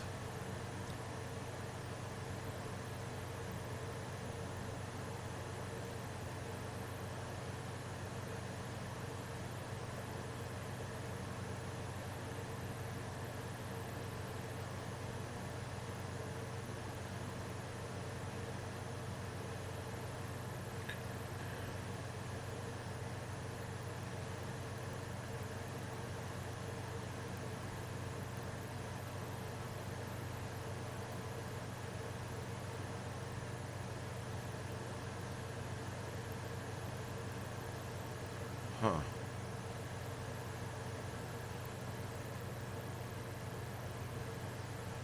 All right, so there we go. We've got us an active protest going on. I do believe I've got everything I can find up right now.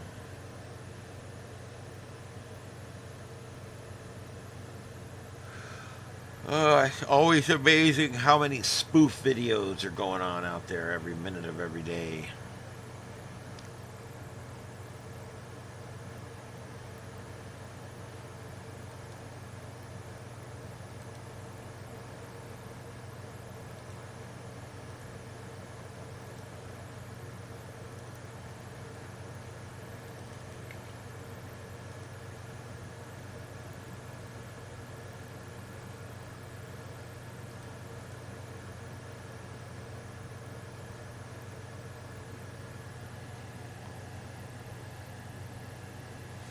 Yeah, a lot of times they are those prepaid protests. We see those a lot. Um,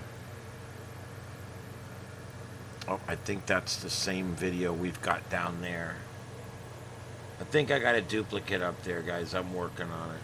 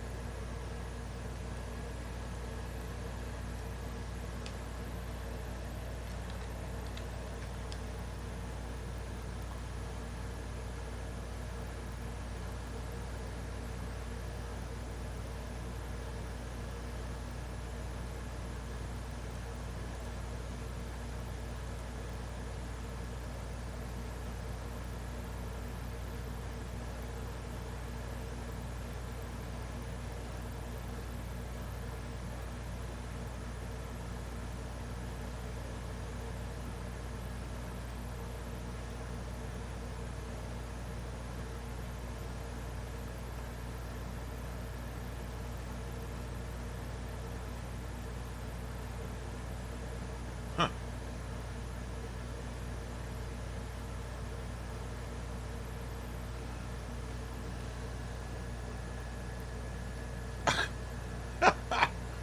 Some of these thumbnails. Oh my god, dude, seriously.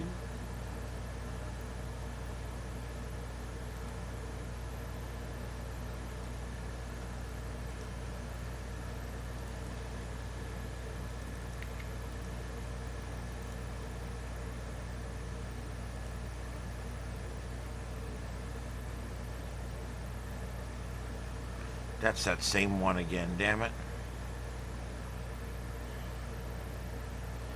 I'll get that replaced. Just give me a second.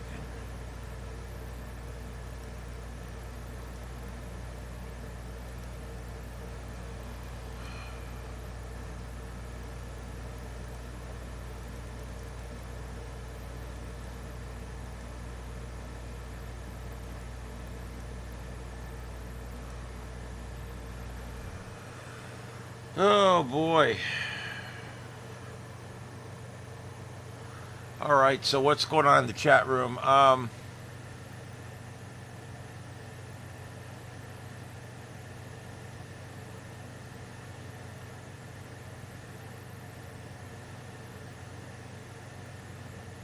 Wow, that's cool, Tony. Yeah, that sounds like a lot of fun. I'm familiar with most of that. That's you know, the only thing I do with APRS is watch the propagation maps that are derived from it. But it's neat stuff. I haven't done it yet. Uh, is it really? I don't know why that channel has been, every now and then it just picks up like crazy on the weekend. I'm gonna get it up here so I can see what's going on with it.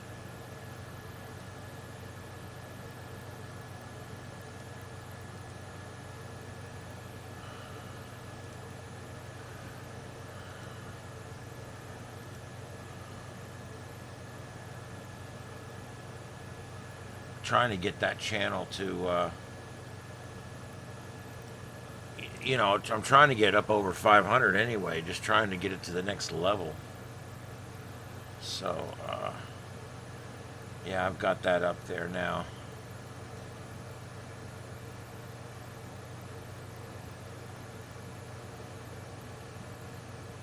All right, yeah, I've got that up so I can respond to there if we need to. All right, so let's see here.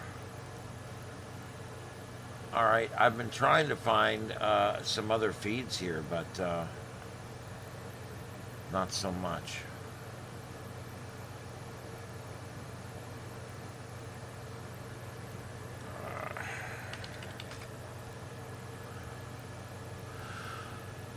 Oh boy.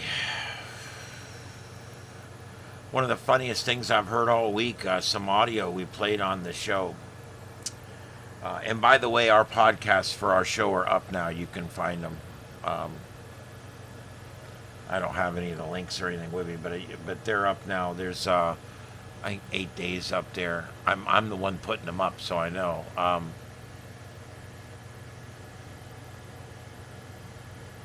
Oh God, Heath, I don't know. I don't know any. I don't know much about them, to be honest. I've never had an amp. I don't.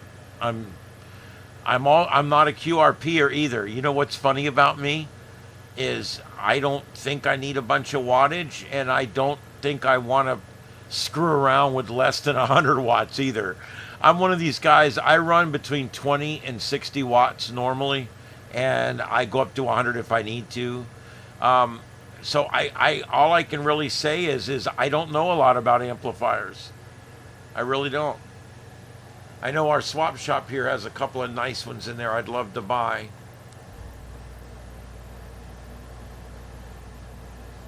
Yeah, 100 watts should, if you've got a really good antenna, all you'll ever need is 100 watts.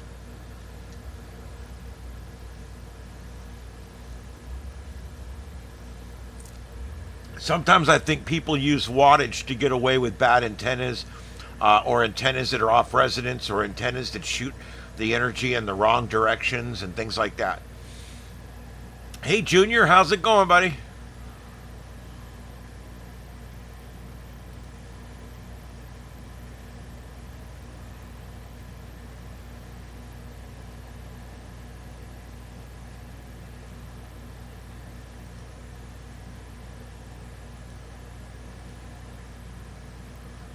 All right.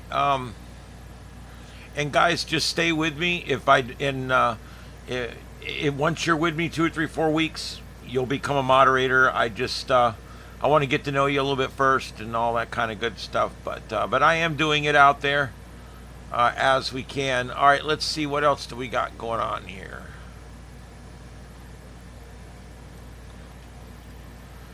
All right. I I don't even know what else to talk about. I've talked about everything that there was to talk about tonight. We've done the tropics, we've done the fires, we've done we now have this the unrest going on, right. I don't want to call it unrest. I mean, the worst I've seen is people riding on the outside of vehicles and stuff. I mean, I really haven't seen anything that's, I guess, blocking roads and lower level stuff like that. I think protesting should be allowed whenever possible, but I also think that when we start blocking interstates and stuff and preventing people from getting to work and preventing emergency vehicles from getting to fires and stuff, I think we have to kind of draw the line somewhere, don't we? I mean, we can't just every time we're pissed at somebody, or every time we're pissed at the government, or every time we're pissed at corporations, or every time we're just pissed, we're just going to go out and block a highway somewhere. I don't, that doesn't, that's not the way to do it. Because all you end up doing is pissing off all those people that are sitting in traffic, and now they hate your cause. Trust me.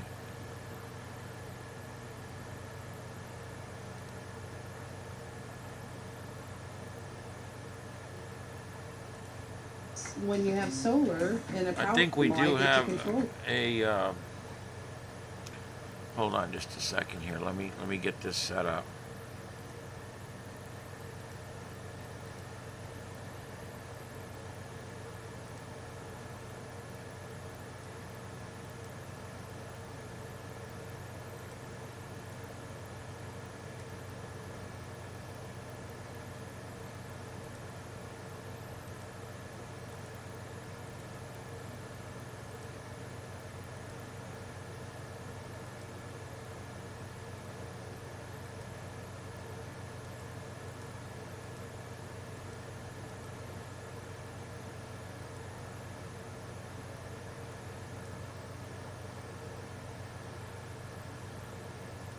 Okay.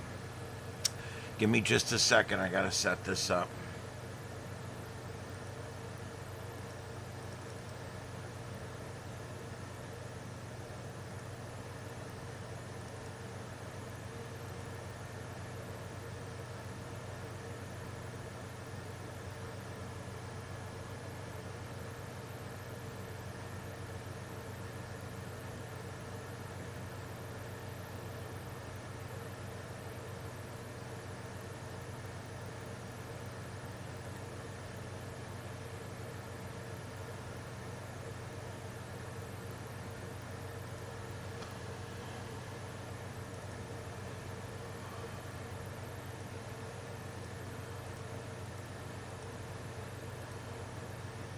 What the?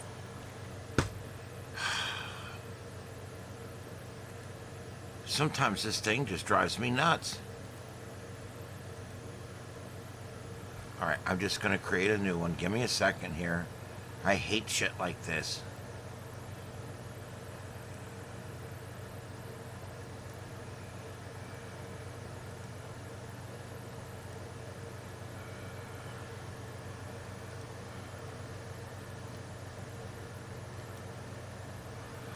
Okay, I'm getting ready to bring you guys. There was a shooting incident in Atlanta a little while ago, and I've got the latest on that, and I'm going to take that here in just a second. I've spooled it up here so we can see what's going on in real time.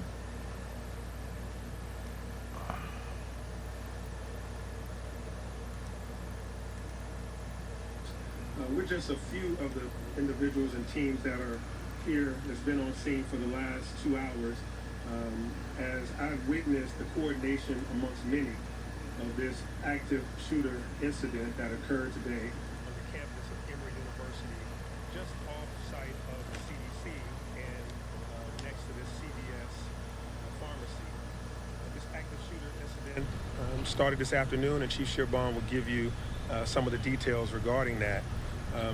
I've witnessed over the last 2 hours a very coordinated response. A lot of training had to go into how these men and women of Emory University, the DeKalb County Police, the FBI, the City of Atlanta Police, Fire and Rescue from both DeKalb and the City of Atlanta, the GBI, Georgia State Patrol. I saw officers coming from all over. All they ever talk about in these press conferences is how well they all work together. Chief Shearbon will give you more of the details, but at this time, it gets to be old. The shooter is deceased, and we don't have any civilians that have been shot in this active shooter incident. Thank God for that. We do have a DeKalb County officer that was also shot, and at this very moment, the CEO of DeKalb County, Lorraine Cochran Johnson, as well as the police chief of DeKalb County, are at the hospital right now, meeting and talking with individuals, the families, and other officers that were involved having to respond to this emergency situation. They will shortly come to this very same spot to give a press conference and an update on that officer and that incident. And at this time also, on the CDC's campus, there are 92 children that are in a daycare that is on this campus. They are safe, and we are setting up with the CDC and all connected parties to be able to get those families reunited with those children at a local school very nearby. And we have the address of that. That Chief will give you the specific address and name of that school nearby. So we are working to unify families, and at this time, there have been no civilian casualties, but this was an active shooter incident. The shooter is now deceased. The campus is, there are no threats on the campus currently, but we still have an active investigation. Atlanta Police Department will be the investigating party, and so we ask that while things are safe, that you don't drive in that part of campus, because we need to make sure that the investigation goes through without any obstruction. Again, to the men and women that work at the CDC, we know that you've had a tough go of it in the past year, and my heart goes out to you as uncertainty was around your occupation and you being citizens of Atlanta. That means something to me. And then today, this occurs. We are with you, we stand with you, and we're doing everything we can to make sure that we bring resolve to the situation. Not sure how one thing's related to the other, but okay. Brown, he may be able to tell you more about some of the windows that might have been shot on various floors of the CDC as gunfire did take place. The other thing is, to those parents of those 92 children that are at the CDC, I'm a parent as well. I know your uncertainty and your fear and your concern has been high. We wanted to come give you this message that all the children are safe, and that we will be making sure that you get reunited with them as soon as possible. I know your heart is just really, really aching, but the good news is none of them have been injured, and we will get you connected to those, to your loved ones really soon. I'll come back to this microphone after others will be given a chance to speak. Now I turn it over to Chief Darren Shearbaum, as Atlanta Police Department has been in coordination with all the other outstanding agencies as we've been working together. And this is why we train on active shooter drills, et cetera, around this region. This has been a group project and a coordinated effort. And Darren Shearbaum, the Atlanta Police Chief, will now address you. Thank you, Mr. Mayor. Chief. Just give you an update and some additional information what the mayor provided. So this afternoon at approximately 4:50, the Atlanta 911 Center became aware of a report of an active shooter that was occurring at 1600 Clifton Road. This is right at the intersection of Clifton Road and CDC Parkway, immediately in front of the CDC campus. Officers from multiple agencies responded, from the campus, across the region, from our federal partners and our state partners responded to the scene. Officers arriving found a critically injured DeKalb County police officer that was down. He was immediately extracted from the scene and taken to Grady Memorial Hospital. Officers could still hear gunfire occurring inside the CVS drugstore that is right there at the intersections. Officers moved quickly to attempt to find the shooter and to neutralize the threat to the community. We later found the shooter on the second floor of the CVS. He had been struck by gunfire. We do not know at this time whether that was from officers or if it was self-inflicted. He was removed from the location by Atlanta Fire Rescue to render aid. He did pass at the scene. We also know that the CDC campus did receive multiple rounds into their buildings. Right now, as the mayor stated, we are not aware of any injury that occurred to anyone on that location. 4 other individuals did later arrive at the hospital. They were retreated for stress and anxiety symptoms. They were not injured in the shooting. And to reemphasize what the mayor stated, the children in the daycare center are unharmed. We have law enforcement and medical professionals with them, and we are coordinating the return of those children to their families. We've already put this out. We want to reemphasize it. The CDC leadership is communicating this to all parents, but the reunification site is at the Clifton School, which is located at 1900 Starvine Way, Starvin Way in Decatur. And we want to again reassure all parents and loved ones that their children are okay. We do believe there was a single shooter, and we do believe that single shooter is deceased. Right now, the investigation is being conducted by the Atlanta Police Department's Complex Case Squad, by the GBI and the FBI in a joint investigation until we know more information as to what transpired. The Atlanta Police Department is lifting up the DeKalb County officer, the DeKalb County Police Department in our prayers, and I ask everyone that is watching this broadcast to do the exact same thing. And I want to commend the men and women of law enforcement from all across this region that when this community needed them, no one shirked from the danger. And every officer from multiple jurisdictions responded and immediately moved to end this threat. Thank you. Well, there you go. I guess, that's about as good as you're going to get right there. I hate that officer got hurt, but at least they were able to get this thing under control pretty quick, and there was no further people hurt anyway. Let me see if I can get that turned off there. There we go. All right, so that was our latest update there on that shooting situation in Atlanta. So it looks like it was at the CDC building, and it looks like the only injury was to an officer, and of course the gunman is down and he is deceased. Wow. It's almost like we're doing like the shooting a day thing going on right now. I'm getting a little sick of it, to be honest with you. Really can't. I can't believe that's where we're at right now. A lot of frustrated people. All right, I'm checking the chat room.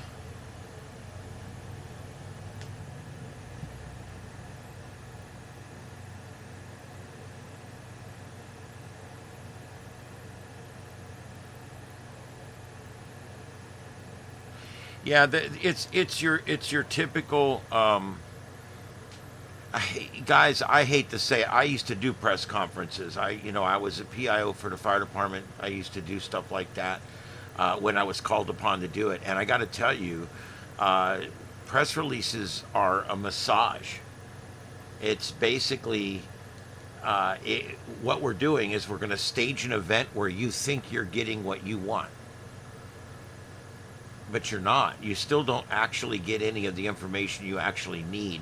What you find out most of the time is at the press release, when they do a press conference, you're getting the same information that's already been released. They're just coming out to give it to you at a podium, so that you'll have sound bites and everything for your newscast. But the point is, most of the time, you already know the information. It's already been given out, and there isn't any new information, and that's so often the case.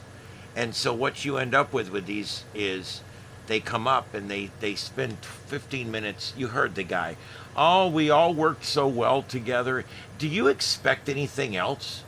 Do you expect them? Do you expect them to walk up there and say, "Yeah, the FBI showed up, but they were a bunch of pricks, so we told them to take it off," and then our state boys showed up, and they're helping out, but they're kind of a waste of sperm, but they're here anyway. And and we've got some neighboring departments. They showed up with coffee or something. I mean, I don't know what they expect. Yes, you all worked well together. I expected nothing less. I mean, seriously. And they spend most of the time in these press releases, press conferences, telling you how well they work together. That's the least thing that I need to know right now. I don't need to know that everyone showed up and everybody was brave and everybody did that's what we expect. That's what we pay you for. Tell us when it doesn't work right. It worked right. Give us the information. But see, a press conference is not about giving you information. It's about making you feel like you got information. There's a big difference. Okay? At the end of a press conference, you will have stood there for 25 minutes and listened to 7 different people speak. There must have been some new information in there somewhere. No, it's not. Not really, no. All right, Ding, have a good one. Yep, I'm signing off soon myself. I've got 2 hours in, and I still have to go produce another show. So, yeah, there you go.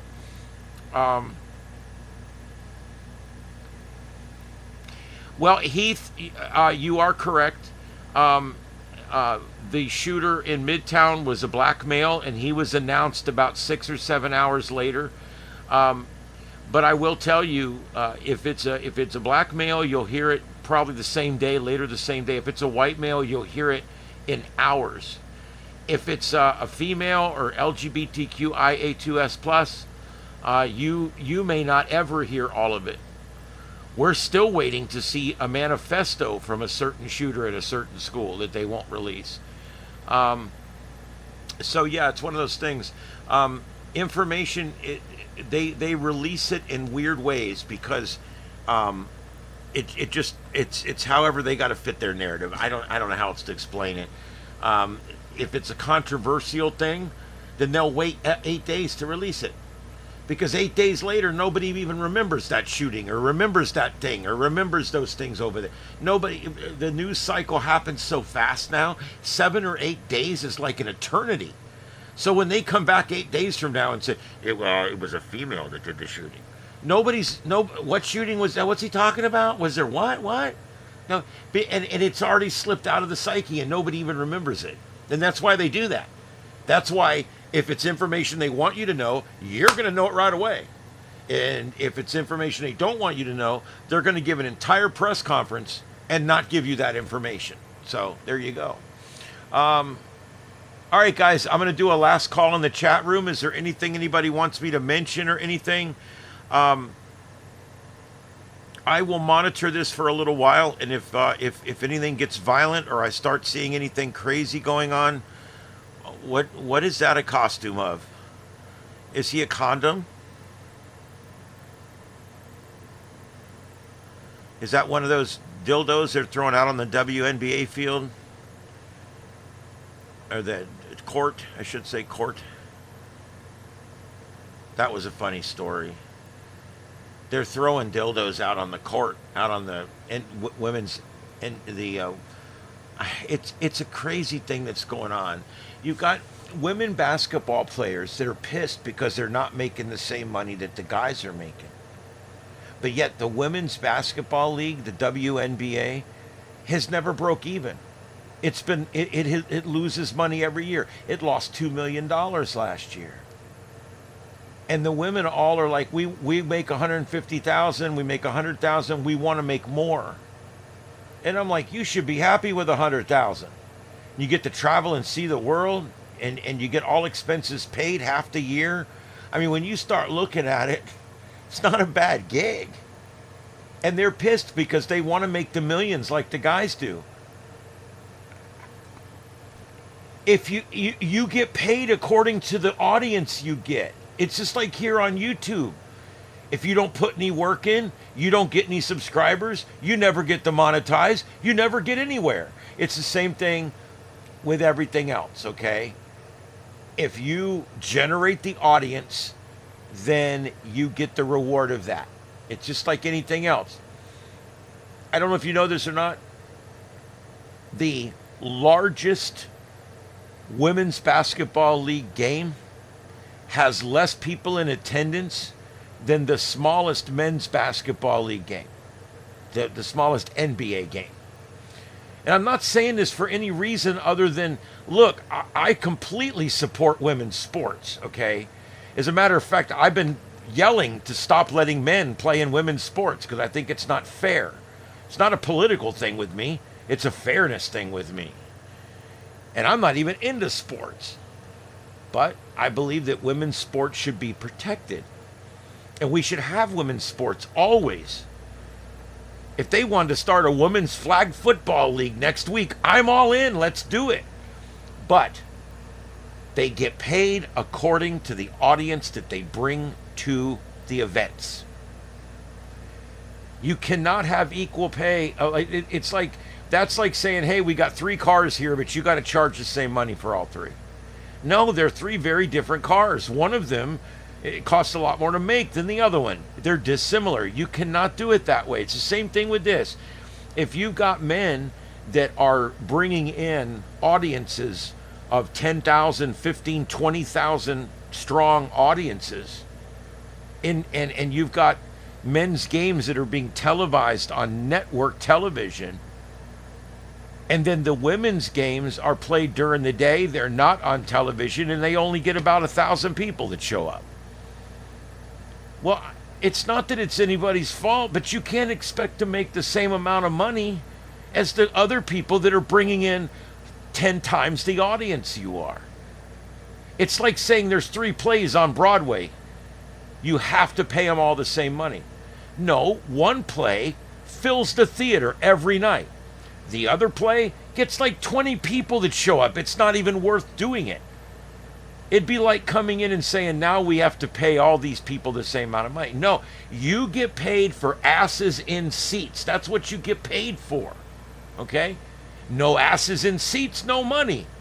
I don't care whether it's YouTube or football or basketball, women's basketball. If you don't put asses in seats, you don't get money.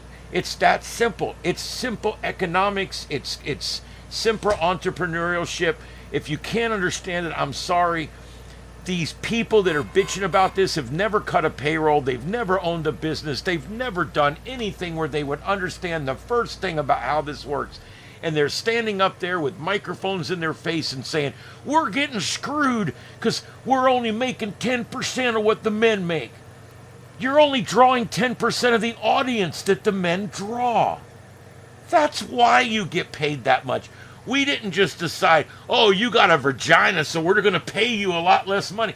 It has nothing to do with sexism. It has nothing to do with racism. It has nothing to do with any isms at all. It has to do with icks, like economics and stuff like that. That's what it has to do with. You know, women make a lot more money in bikinis on the beach at Sports Illustrated than men do. Why? Because more people buy magazines with women in swimsuits. I mean, you just have to look at it's just that simple. Asses in seats determine the amount of money that gets paid. It's that simple. And I just can't believe. I can't believe it. I just can't. Hold on, let me see. I'll get you a link. It floors me that they're making such a stink over this.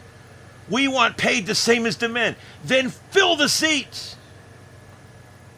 Money doesn't come out of the air. You were $2 million in debt last year because we paid you more than you were technically worth. Urgh.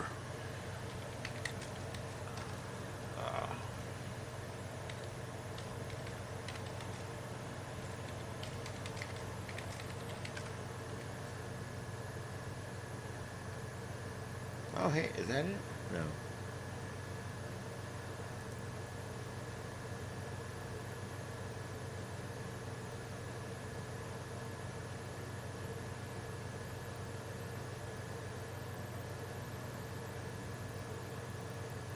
Huh, I thought it would come right up.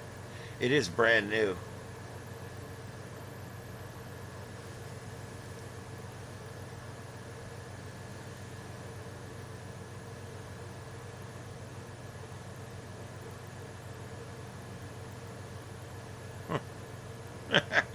I don't know. I'll have to get it. I tried looking under the Spotify and it didn't come up.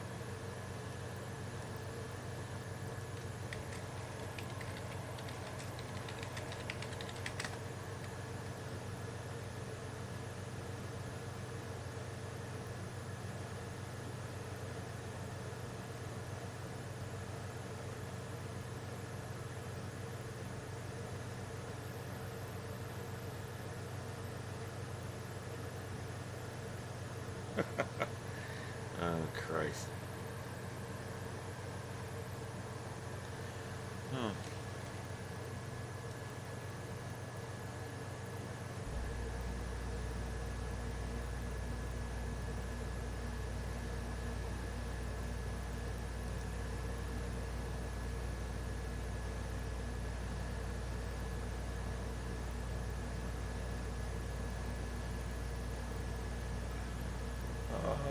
Let's see, is this gonna do it?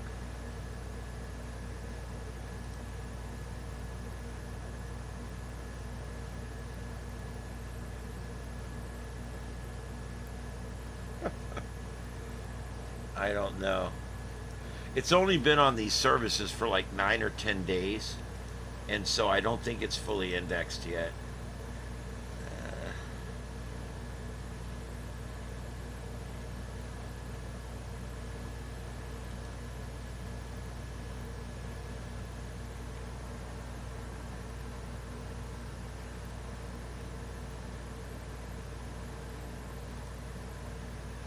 I think I'm getting there. Hold on. I think I'm getting there. Have to go the back door route here.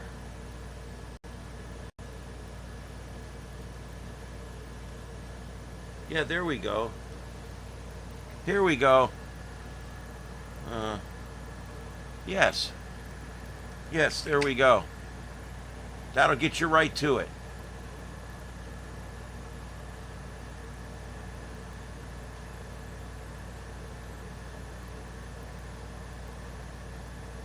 There you go. Anyway, so yeah, we're podcasting 3 hours a day. It's actually about 38 minutes an hour that we actually talk. There's about 21 minutes or so, about 21 minutes of commercials, news, traffic, weather, sweepers, promos. When you get all that out of the way, there's about 38 or 39 minutes left. And what I do, and you're going to love this, I actually go cut all the commercials out before I save it. So when you listen to our podcast, it goes right from segment, and then it says our station name, and then it goes right to the next segment again. It literally goes segment to segment to segment. So you can listen to it without commercials, which is kind of nice.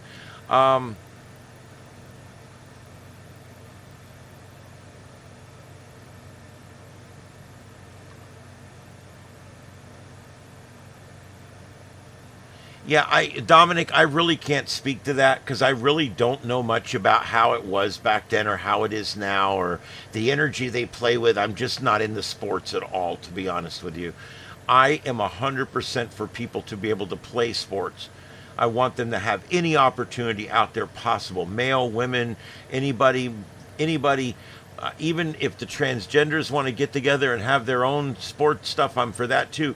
I just feel that we need to keep the sanctity of women's sport, and the women's sports needs to understand that it has nothing to do with what's in your pants or what's in your bra. It has to do with asses in seats. That's all I'm saying. And I'm getting sick of people saying, everybody wants to be a damn victim nowadays. They're like, oh man, it's because we're women. They pay us less because we're women. No, you only fill 7% of the seats that the men fill. And you're getting paid 15% of what the men get paid. So you're already getting double what the men get if you really look at it.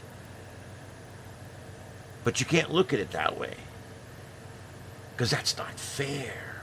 See, to me, fair is you earn the money, you get a percentage. If you earn $1 million and you get a cut of that 1%, then you get it. Whatever, that's how it works. And if you're not getting the asses in the seats, you don't get paid. Participation trophies don't count in business. You know what's a participation trophy in business? Going out of business. That's what the participation trophy is. If all you do is participate, you're done. You have to win. You have to go in there and you have to win. And with the girls basketball, they've got to do something different. They've got to fill seats. They got to put asses in seats, because that's the bottom line. It has nothing to do with anything else.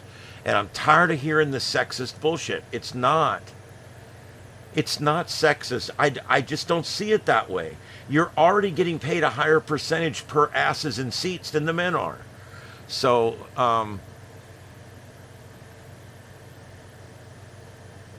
yeah.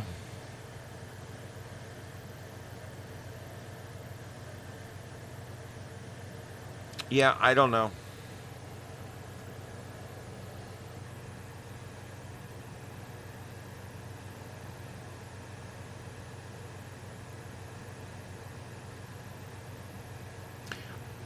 Heath, I don't know about that particular game between the high school and the WNBA, but I've heard of it before, so I don't know if there's truth to it, but it would be an interesting thing. To me, that just further proves that men and women are built very differently, and when it comes to sports, we have to keep that in mind.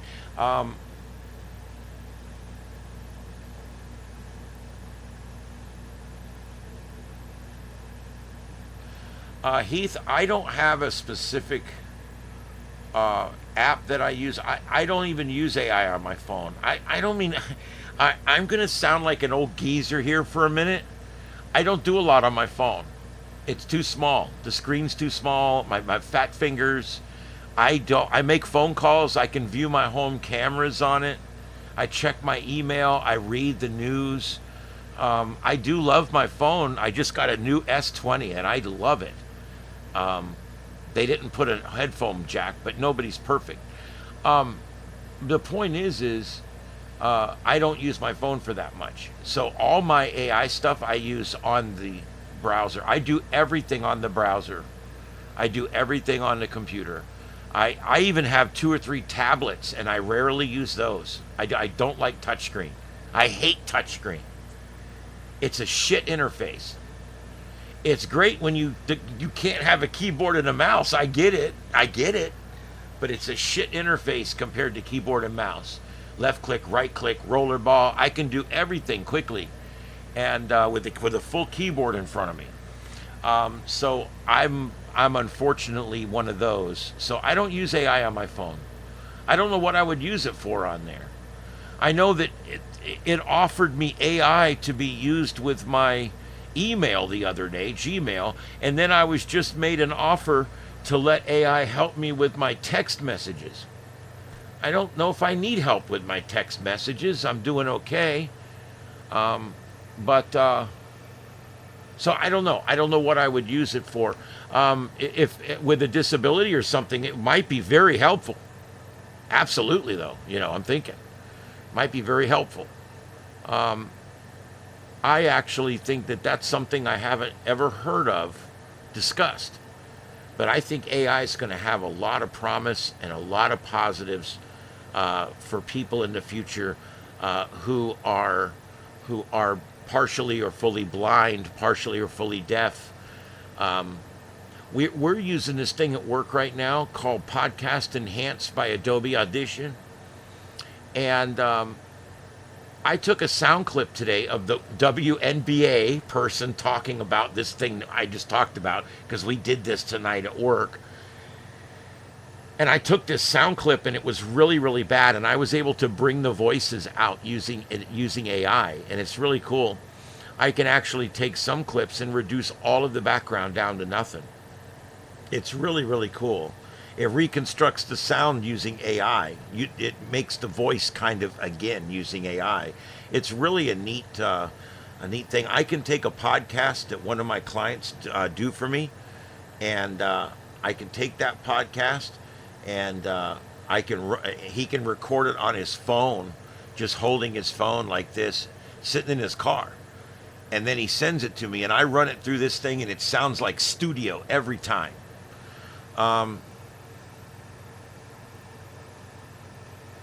Yeah, I have very oily skin, and that's another reason I don't like touchscreens, and I really don't like the touchscreens on the ham radios. Those screens are all way too small to be touching and manipulating. My Icon, my 756 Pro 2 back here, has a nice big screen, but it's not touchscreen. It's got the little buttons on the sides, and I like that. I like the little button next to the screen, kind of like on the ATM. I like that. That's what I prefer. I really want a ham radio. I said it in my last video I did. I want a ham radio that just goes under my desk. I don't even care if it has a power light on it. I want it to just go under my desk, and I want it to hook up to my computer, and I want to have a full screen computer interface for that radio, where I can do everything with that radio right there on a big computer interface.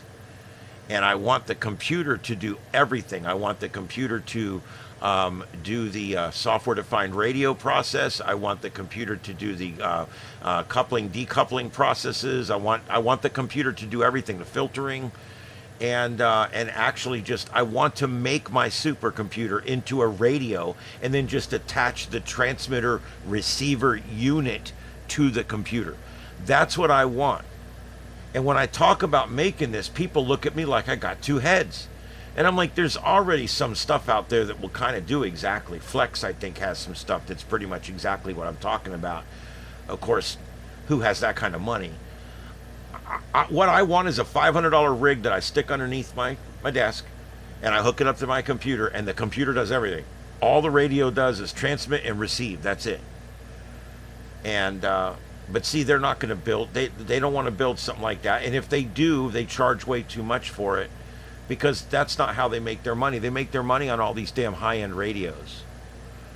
A Radtel 880. I'm not even sure if I'm familiar with that one.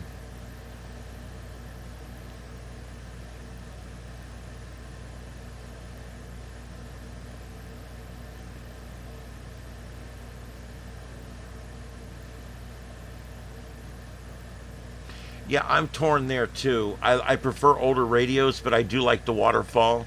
But see, what I want, what I'm talking about would have as big a waterfall as you want. I mean, I want my radio. I got 7 screens. One screen would be just the radio. One screen would be just the waterfall and the and all the meters and all that.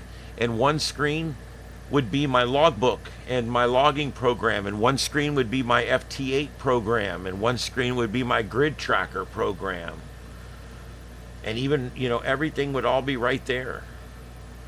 But see, most people aren't set up like I am. They don't have a supercomputer with 7 screens, and they don't want to deal with it. Matter of fact, when I proposed this, I had people like yelling at me in the chat room, like, I use a computer all day at work, and damn if I'm going to get on a computer to do ham radio stuff. I'm like, dude, ham radio stuff's been all over the computer for 20 years now. I don't know where you've been.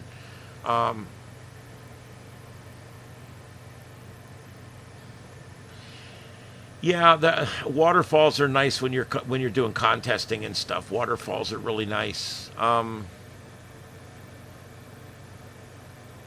Yeah, that's kind of what I'm looking for, Dominic, is literally just a plug-in transmitter receiver, like a dongle almost.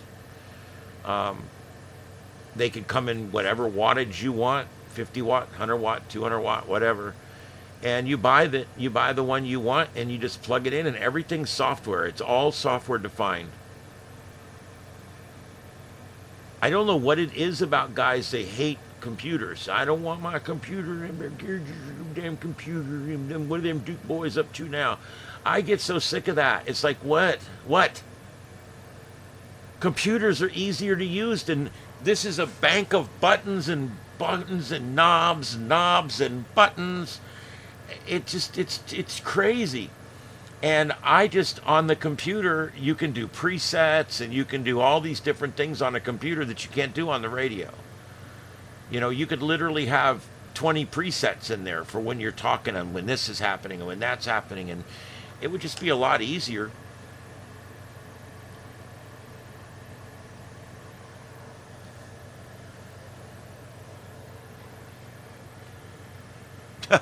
CW was the original. You know, true, it is. It is no different than digital communications. It's just the digital allows us to speed it up many, many times over. I mean, even FT8 is sending CW in a way. It's just doing it with 6 or 8 different tones instead of one. But it's still the same basic idea. Even slow scan TV is basically the same thing. Yes, I've always wanted to figure out JS8 call. In all the years I was doing my TechNet and everybody, I never could find anyone that would come. And what we did was every Friday night we'd have a TechNet on Zoom. I'd have anywhere from 5 to 15 or 20 people there. And then it would broadcast that on YouTube. And you can still go back on my channel and see all of them. They're all still there. You can go back and watch me and my friends working on these projects. Everything from converting a Windows machine over to a Linux machine live on the air, building this supercomputer you see right here live on the air. We did everything. We would work FT8 live. We would do everything on there. And all that stuff is still there. It's all archived. And most of it's not even dated, really. Like FT8 hasn't changed. There is a new version of FT8 that did come out, and it does have some neat new features to it. So I'm not too. I'll be honest with you guys. Again, I'm not. You know how they call them size queens? I'm not a radio queen. I don't care what radio I'm on. I like my 756 Pro. I like my FT100. I like these radios. I love these radios. But I may not buy any more HF radios. I don't know. I mean, I'm not. I would just like to have one that I could plug into my computer and I can continue to do different things by changing the software in the computer. But see, Yazoo and ICOM and Chris Craft and all, they don't make any money when you do that. Because what I'm talking about would be you buy the box, you put it under the desk, and then everything else is all done in the computer. Well, there's no fun in that. You're not going to upgrade. You're not going to buy the next radio every year. These people make money. ICOM and Yazoo, they literally make their money from rich folks that have a lot more money than sense, and they go out and they're constantly buying new rigs. They bring them home. They can't figure out how to use them, and they box them back up and they sell them at the swap shop. And I don't know. To me, I don't know. I don't get. Yeah, it's a 756 Pro 2. It's the Pro 2 model. It's the model. It was the one right before they started putting waterfalls in them. But it's got a really nice spectroscope in it. And it's got the actual analog, a lit up analog gauge, which I like. I don't know if you guys can see that. Let me put this on here. Can you see that there under the microphone? Yeah, right there. It's got a regular gauge, and I can set that gauge to be the SWR meter. I can set it to be UV, VU, whatever. I can set it to it's like 4 different things you can set it for. And then I've got a really nice multicolor spectroscope here that shows what's going on up and down the frequency from where you're at. It just doesn't do a history. A waterfall would be the history, It's just showing me basically in real time what's going on. But I love this old radio. I'm the third owner. The other two are Silent Key, and she's a great radio. And you know what I like about this radio? Because my noise floor is so high here, I transmit a lot further than I receive. So in other words, if I can hear you, I know you can hear me. that's always the nice part about it. I have a terrible noise floor here, especially on 20 and 40. Terrible noise floor, and it makes contesting here almost impossible, unfortunately. But yeah, you can see that I got my rotor tuner back here. It's hard to see with the microphone, but I got my FT100, and then I got a couple of ICOMs. This is an ICV8000. These are just like VHF radios. This is my VHF all mode. I use it for sideband, and then this is a Kenwood receiver, HF receiver, which is a really nice little rig there. I don't have piles of radios, but boy, I can do what I can do what I need to do. No worries. Anyway, all right, let's do a reset here. Hello, everybody. My name is Ian. This is Starship Adventures. This is the sights and sounds of Earth. We've kind of got into ham radio a little bit tonight. We don't do a whole lot of it here because I don't want to bore people that are not into it. I do want to say to everybody, thank you for being here, and let you know that if you are not familiar, we are here every night, except Saturdays. Some Saturdays I take off, but we're here and we do this. We cover the news, we cover whatever's going on, and then we normally wind into some other conversations. We do a lot of science, paranormal, science fiction, and of course space weather, terrestrial weather, and amateur radio. So we do any of that kind of stuff, and of course breaking news as it happens, right here on Starship Adventures. Let's get back to the grid and see what's going on out there in the big world. Yep, we've got protests going on tonight, guys. We have live protesting actually going on right now in LA, and you can see a bunch of different shots coming in now of what's going on out there. And so I'm going to stay with this just a little while longer. Yeah, the QRM is terrible lately, and I thought it was just me, but I'm having guys tell me that it's bad everywhere. It's not just me, so I don't know.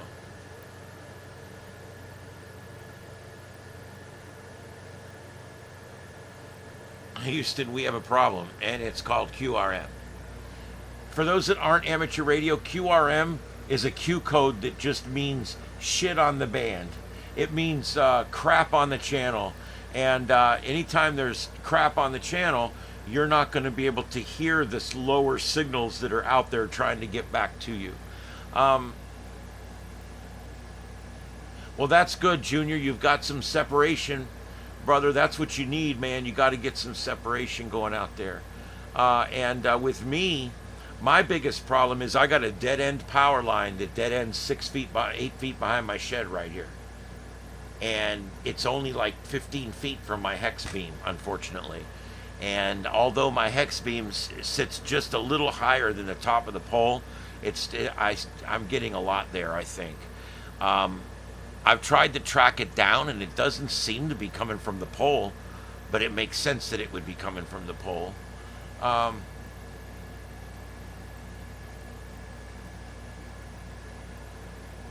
Yeah. Oh, well, Tony, you guys are welcome. I love doing it.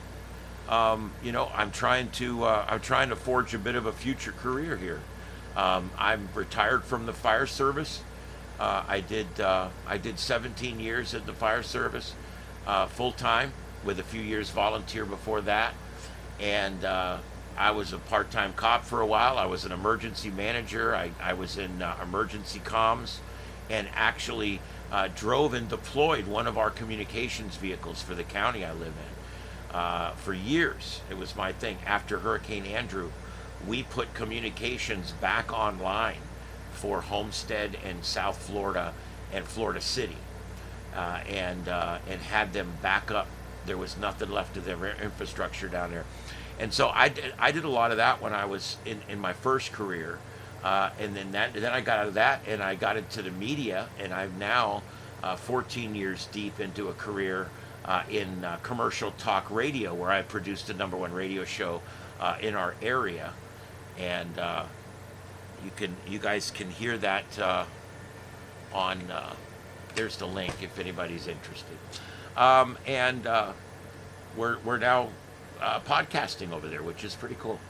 I don't do politics here. I have to do politics there, so I don't do them here. And don't hate me because of my politics, all right? Because I don't do them here. Yes, Hurricane Andrew was bad. Hurricane Andrew, probably to this day, the absolute strongest hurricane on record to hit the United States. 175 mile an hour sustained winds. This thing was a tornado when it came on shore. It knocked down block homes. It knocked down block homes with people in them. It was crazy. Normally you think, well, it's going to rip the roof off. It knocked the houses over, dude. We didn't see that other than tidal. This was wind, okay? Ian was bad. We did not see that kind of wind in Ian. Ian had 155 mile an hour winds right at the coast. With Andrew, we were still getting 150 plus mile an hour winds, 15 or 20 miles inland. We had block homes where the lintel that goes all the way around the top of the home was crumbled into pieces, and the home was laying in rubble. A CBS block home. Didn't think it was possible. We kept thinking, oh, that must have been a tornado. Oh, that must have been. Well, there's a whole block over here. And then we finally started realizing this whole area was hit by a tornado or a hurricane that's stronger than anything we've ever seen before. And hopefully we'll never see again. I spent weeks after Andrew down there. I did everything from set up a distribution system for medical supplies and pharmaceuticals. I answered the phones overnight at the EOC about 6 different nights. When they were shorthanded, I ran on the fire truck. I ran on EMS. I even filled it in the dispatch trailer a few times. I did a little bit of everything when I was down there. And it was an amazing experience after Hurricane Andrew. It was one of the spookiest experiences I've ever had, though. After that first night, right before dawn, we were there, and when the last chainsaw shut off, we were standing there, and it was so quiet. I've never heard so quiet in my life. There was no birds, there was no mosquitoes, there was no animals, there was no people, there was no nothing. It was one of the spookiest things ever. My partner, he grabs me by the shoulder, he goes, listen. And I'm listening. I'm like, there's not even a freaking cricket. There was nothing. No birds. Nothing. The trees were gone. Everything was laying on the ground like it looked like Beirut. And I just never seen anything like that. And I've always been interested by hurricanes. I was a kid with big tracking maps on my walls. Most kids when they were 10 were playing with trucks and toys. I had hurricane maps and 5 TVs in my bedroom. I was nuts. And then actually getting to be able to respond with emergency crews to some of these. I went to Opal and some of the others too. And it was one hell of an experience. It was a hell of an experience.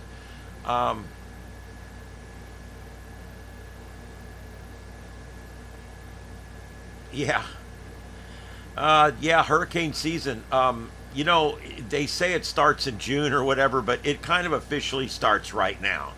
I showed a little while ago where we've got several of our major models now showing a hurricane strike on the United States in the next 12 days. And that's a first. We haven't seen that this season yet. And now, as of yesterday and today, 2 and 3 of our major global models are showing hurricanes striking the U.S. within 12 days. So, yes. Yes, that Dominic, that's the Great Galveston Storm of 1900, as it's called. I read the book. I got to tell you guys something. That storm,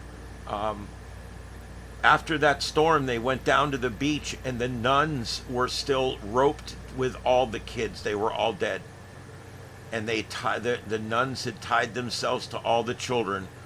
And when the church got washed away, they found them all half buried in the sand out there the next morning.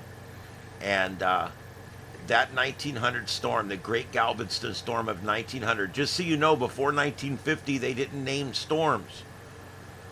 So you had the Great Galveston Storm of 1900, and you had others that were named different things. Like there was the great the one down here, the Great Everglades Storm or whatever in 32 or whatever it was that killed all those people.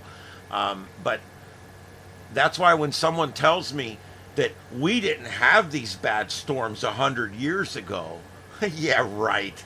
This shit's been happening for 1,000,000 years, dude. It changes a little bit each year. Who gets the big storms? You know, luck of the draw. But the truth is, these big hurricanes have been happening. And I love when someone says, hey, do you know in 1950 there was only 10 hurricanes, and in last year there was 20? Yeah, guess what? In 1950 we didn't count any of the little ones. We only counted the big ones that hit land. We would get little ones out in the Atlantic that we wouldn't even freaking know about. Unless some ship went through it and documented it, and we had 3 or 4 captains that documented this thing, then we'd start to think, well, maybe there was some kind of storm out there. And then all of a sudden we get satellites, and we get radar, and we get better ship reports, and then finally buoys come along, and we start getting all this data. And now we get storms all the time because every little spin up turns into some named storm. The truth is, the number of storms per decade has really not changed. It's believed that it's about the same as it's always been. And the reason, I think the reason is because there really hasn't been any significant rise in the number of storms or the intensity of storms. It's simply just that we are counting them different, seeing them more, finding nuances that would not have normally been seen in the past. But with all these different facts, that's why we end up with a lot busier seasons now than we had in 1963 and 1974. It's because back then, even in the 70s, we were only counting 60 or 80% of the storms that we're seeing and counting today. And you just have to keep that in mind when people start saying stuff like that. I really don't think there's a significant shift in the number of overall storms. I think it's about the same. But that's my opinion.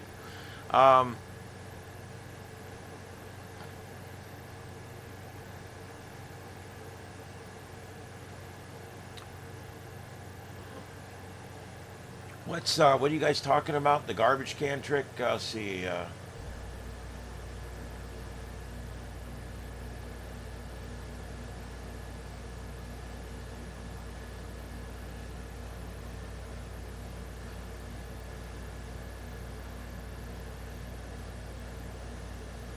Oh, are you talking about electromagnetic pulses? The metal garbage cans, yeah. That's a good start. It's not very thick, but if you ground it, part of what's important, that's why burying things in the ground works so well, except they fill with water and your shit gets ruined. But burying things in the ground works because, yeah, it's grounded. If it's buried in the ground, it's grounded. And so you can go down just 3-4 feet in the ground, put it in a metal container in the ground, and it should be good after an EM pulse. You should be able to pull it out and use it. Now, is there going to be anybody for you to talk to? I don't know.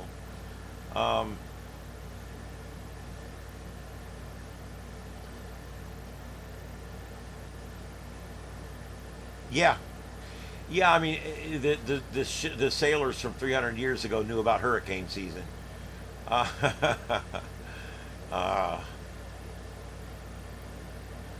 Well, even that's BJ. I don't know how much it's going to help. I'm in this building here.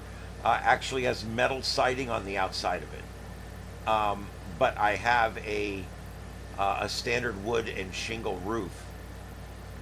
No, wait a minute. No, it's a metal pan roof. So I'm pretty much in a Faraday cage here. I've got metal pan roof. I got metal on the outside of the walls. So I've pretty much got a Faraday cage here, and it does cause me some trouble. I have a lot of those little ferrite traps on a lot of my USB stuff, because every time I key my radio, like, I have 9 peripherals that become disconnected from my machine.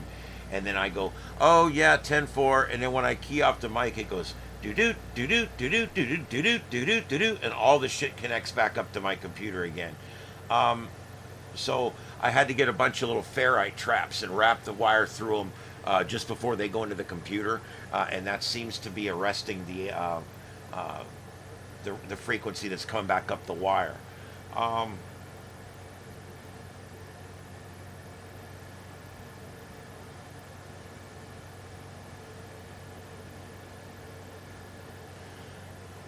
Yeah, the thing with the ferrite room is, again, it's continuous and grounded. Thicker the better.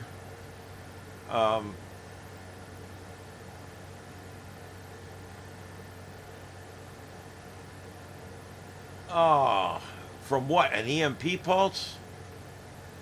No, I don't think so.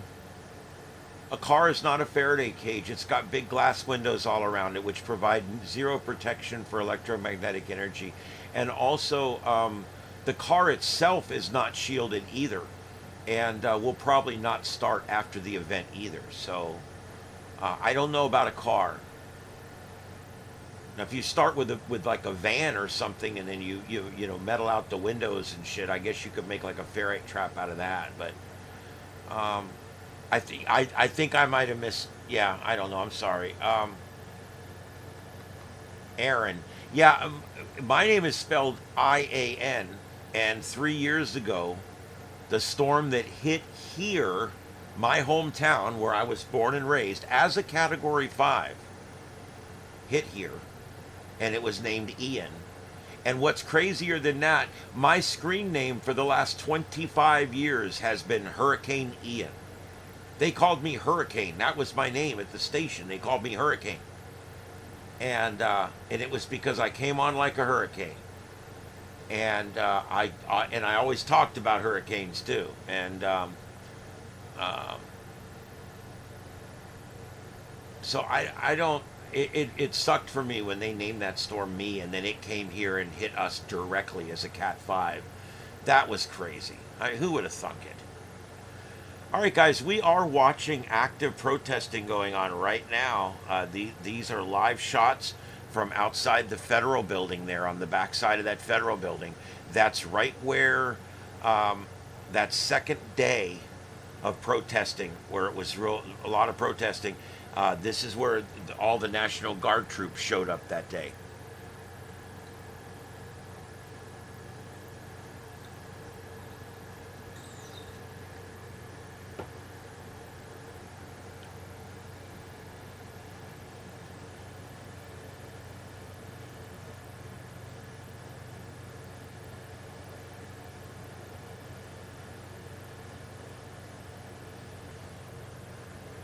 Yeah, I wish that. Yeah, I don't know. The thing is with EMP is we really don't know. There's been some testing, obviously, but most of that we're not even aware of. I agree with you, Junior. I think the single. Well, excuse me again. I do believe the single biggest threat to humans right now in the United States of America is not Russians, it's not Chinese, it's not crazy. Our biggest threat right now is the sun, and it unleashing a solar flare like the Carrington event. If that happened, it would plunge us into the dark ages, and it could damage equipment so bad that it would take weeks, months, or never getting some of it back online. We'd have to build fresh, build new, and we could do it for whoever's left, because most of us will do most of the other ones of us for the food long before that happens.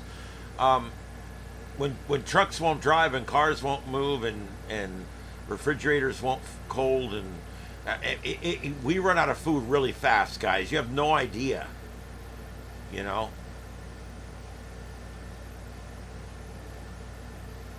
You know, in 1930s, do you know that 2/3 of a grocery store was stockroom?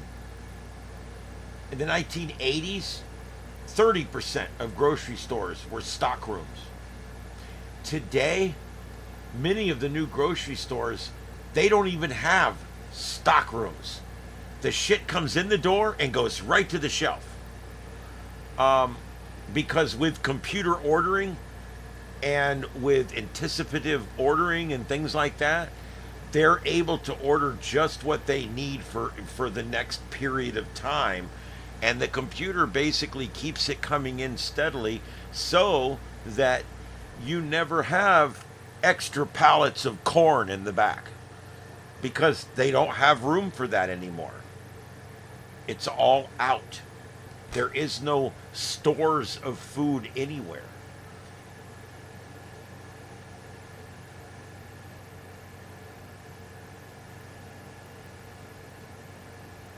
Yeah.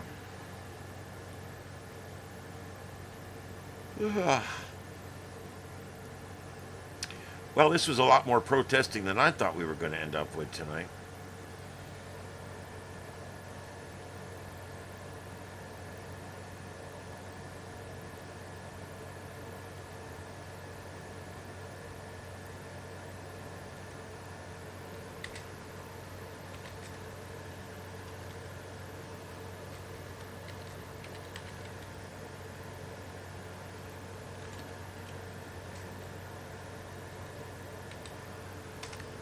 All right, let me change that just a little bit there.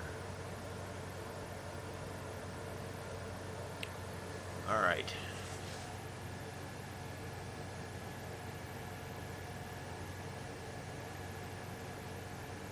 Yeah, corned beef hash and Spam, they're good. Cans of soup are good. You just want protein.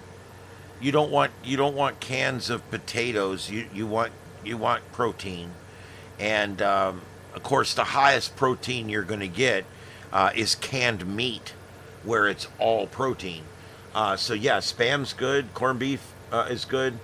Man, I love corned beef hash in the morning. Oh my God, get it nice and crisp. Ah, God bless. I love corned beef hash.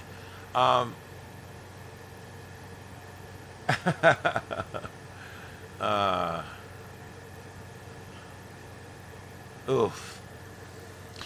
You know, that's something. I used to love beef ravioli from Chef Boyardee. And I got to tell you something. The last 3 or 4 times in the last 10 years I've bought a can of that and ate it, it is shit now. It's funny how stuff goes out of taste. Now, see, I used to eat a lot of Campbell's soups too. And I got to the point where I just didn't like any of those Campbell soups anymore. They were bland and I didn't like them. Now, I will admit, I used to always like Campbell's sirloin burger soup. That was always my favorite one. Sirloin burger. And it got kind of bland and I didn't like it anymore. I went in there about a month ago and they've got the big Campbell's Hearty can of sirloin burger soup, and it's hot and spicy. And I bought that sumbitch, and I put my Cholula hot sauce on it, whatever they call this shit. This is good stuff, man. Let me tell you what. I use this shit like it's water. And I put a bunch of that in that soup with some Everglades seasoning.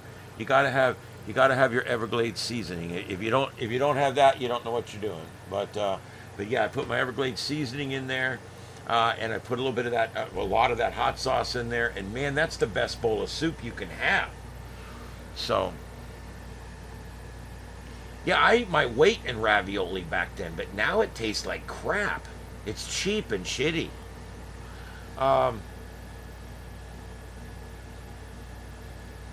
Oh yeah, that Aquarius. That the famous word for that is shrinkflation.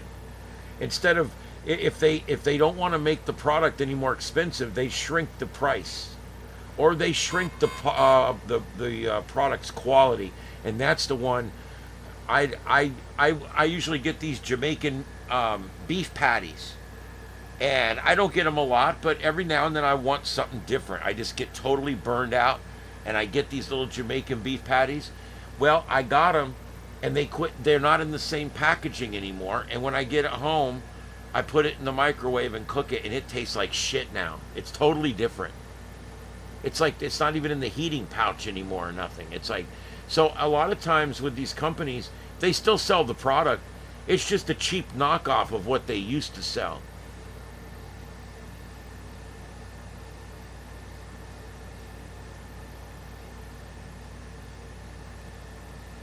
Yeah, if I don't eat a lot of spaghetti. If I'm going to do spaghetti, I make it myself.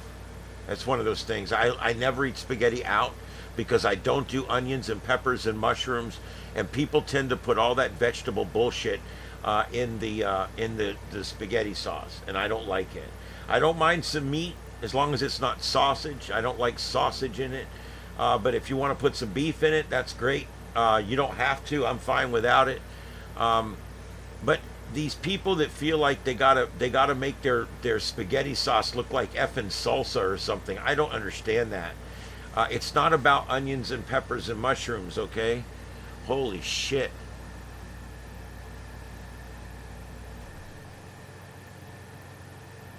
Yeah, I cook a lot of stuff like that here. I'll buy for. I don't do it very often because I'm kind of off pizza right now. But I'll buy those little thin crust meat lovers pizzas. They've got like 3 different meats on them. They're cheap. They're like $4 a piece or whatever. And then when I get it out, I put extra mozzarella on it, and I put extra pepperonis and ham and some bacon bits, and I make it a supreme pizza. Not I don't put vegetables on it though, but like a supreme meat lovers, and that's pretty good. So I basically start with a frozen pizza and then put some fresh stuff on top. It's good. Beans and rice, I love it. I love red beans and rice. I love lima beans. I love beans are good. Even baked beans are okay sometimes. I'm not a big fan. I even do beanie weenies every now and then, and I don't like hot dogs, but every now and then it strikes me. I'll do a beanie weenies. It's like corn dogs. I don't like hot dogs, but every now and then I'll heat up 2 corn dogs and dip them in ketchup. That's weird. What's wrong with me? Yeah, chicken pot pie. I like them, but they need to be good ones. I don't want cheap ones. Yeah, you can keep the onion. Now, a Hawaiian pizza with ham and pineapple, I like that. I don't like it all the time, but I do like it. Okay, I had a pizza one time that had spinach on it, and it was actually good. It was good. I was surprised, but I do love spinach. See, I'm one of these guys, I don't eat anything raw. I don't eat anything room temperature. Everything has to be cooked. I love green beans, corn, peas, broccoli, cauliflower. I mean, I love all these things. Spinach. I love all of those vegetables. And I've got them all in steaming bags in there, cans. I've got them in every different way. I think I got peas in 3 different ways in there. And I do every night cook a vegetable because I love my vegetables. And then I use that Brummel and Brown yogurt butter in with my vegetables, and then I cook some red meat, and that's my dinner.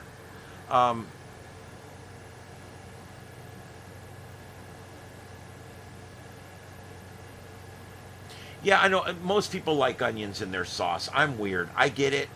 Yeah, I get it. This looks like it's starting to get a little messy, guys. Are you guys seeing what I'm seeing? Oh, shit. Oh, shit. We've got a fight there, upper middle.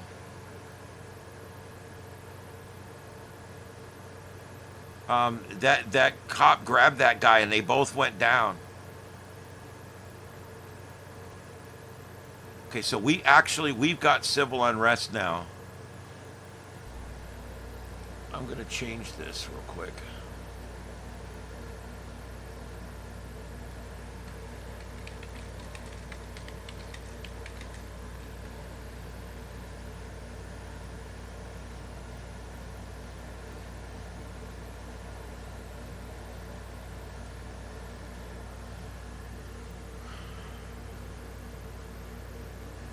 Wow, this is getting crazy. Let me see if I'm going to get this up so I can put it on a bigger screen.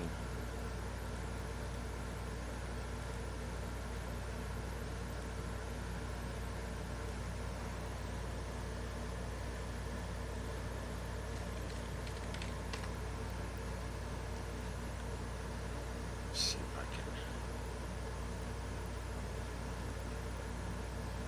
So I can get a little audio here, maybe.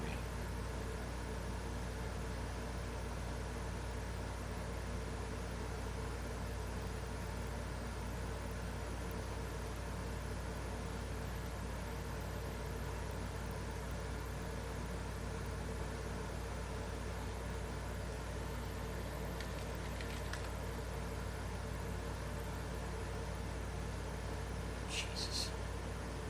I love when you go looking for something and you can't get it to come up, and it's like I know I'm typing the right stuff in.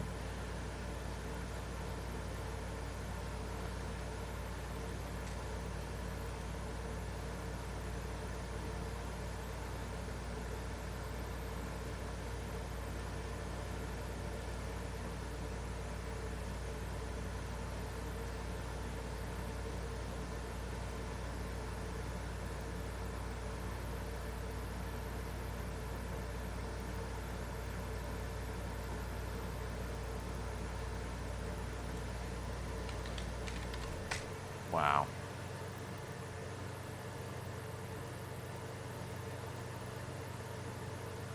This is the most unrest I've seen in weeks.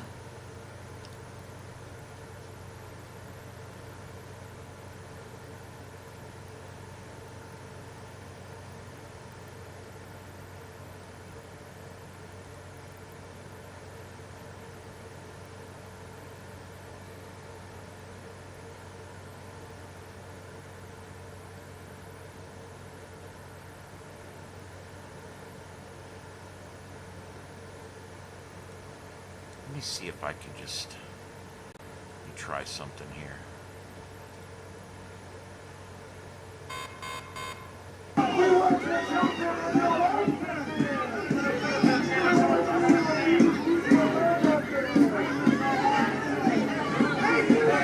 Give you an idea what it sounds like down there.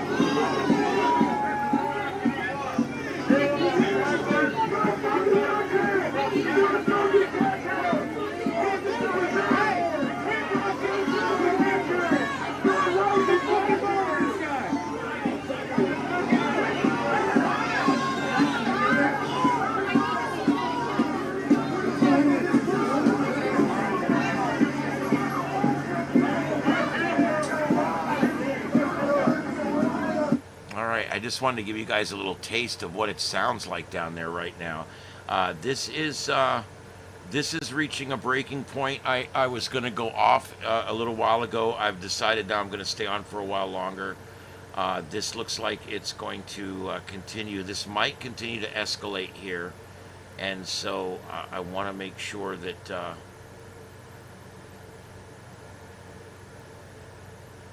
trying to see if anybody has anything that I don't have here.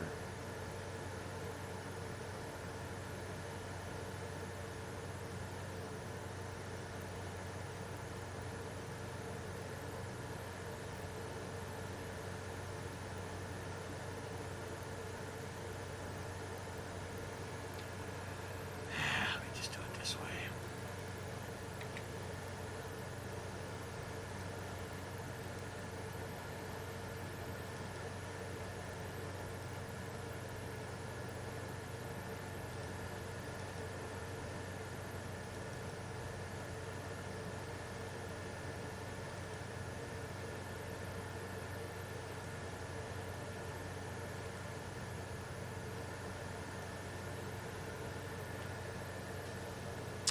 All right, I'm looking for more feeds. There's a number of them, but we're already seeing them all. I think we've got them all.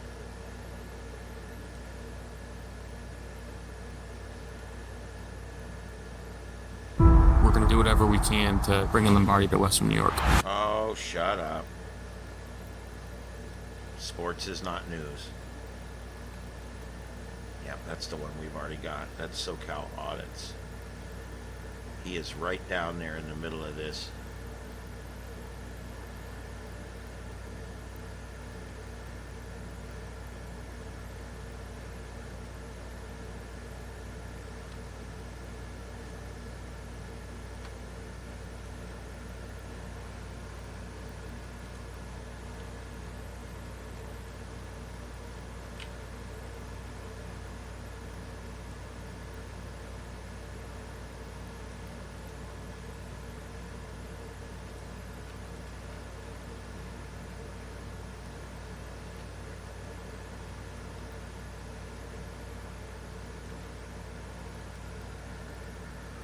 Okay, all right, so there we go, guys. That's a lot of views we got going on there. I know we got one duplicate there because I got that one on the big screen. Yeah,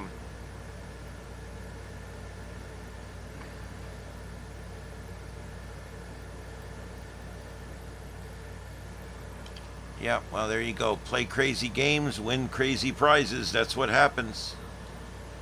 Sorry to say. I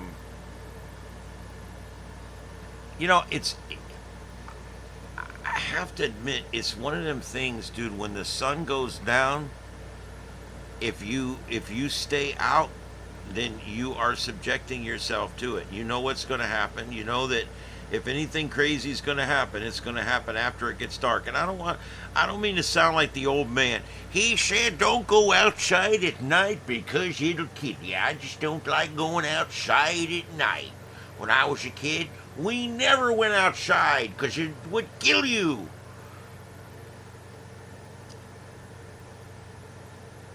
I don't mean to sound like that. But I've just gotten to the point. It's like we used to tell, when I was a cop years ago, we used to tell people, nothing good happens to you after 9 o'clock at night. And it's true, dude.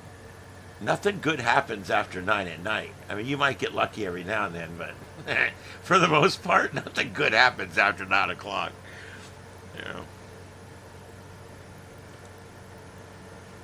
My God, all the spoofs on here are nuts. All these foreign channels. I wish I could restrict my YouTube down to just be United States stuff. But they frown upon shit like that.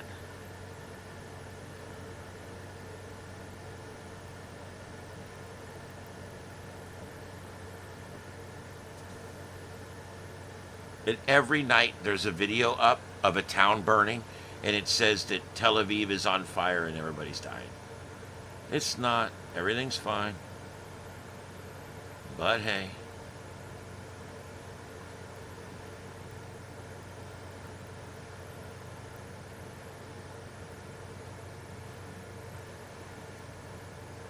All right. Let's go again here. I'd bring scanners up, but it's hard in LA because I'd never find what channel they're on. It's like kind of ridiculous.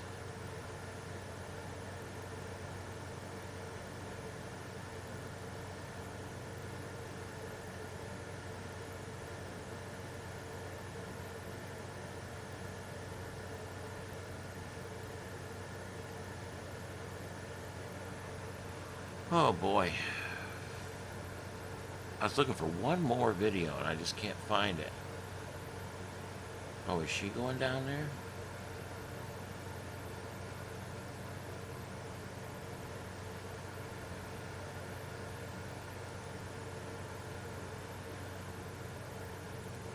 Let's see. This may or may not be a duplicate, but let's see.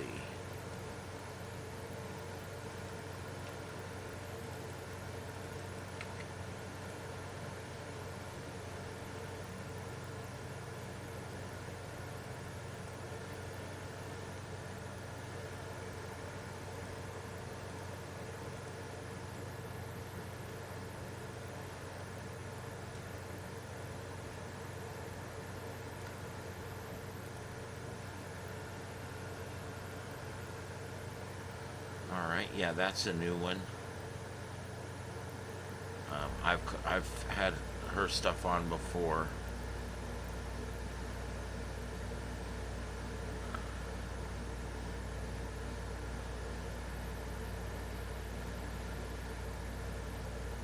Okay, I've got that one.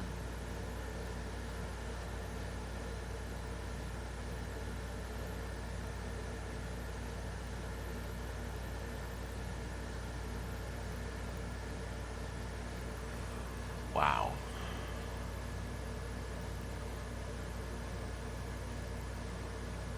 Yeah, I was thinking that 2 or 3 of these are dupes, but it's actually just people standing right next to each other and they're both live. So it's not necessarily that it's a duplicate.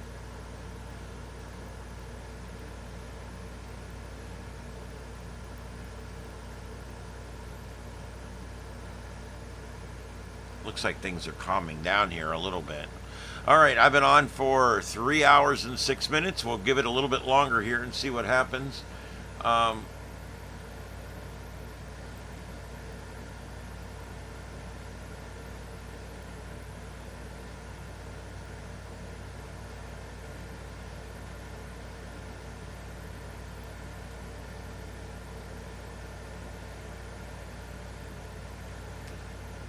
They are on trunking radios.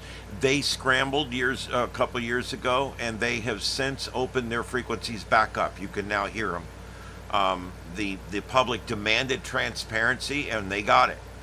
And our sheriff down here has now encrypted his stuff, and now we're fighting that down here.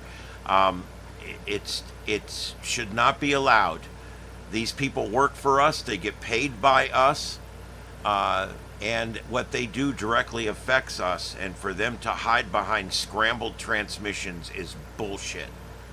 And I'm glad that we're fighting back, and I'm glad that we're turning the tide on some of that and actually opening stuff back up, like LA County and LA City Fire and police, and well, the fire wasn't, but the police was, and that's all now open back up again for public consumption, as it should be.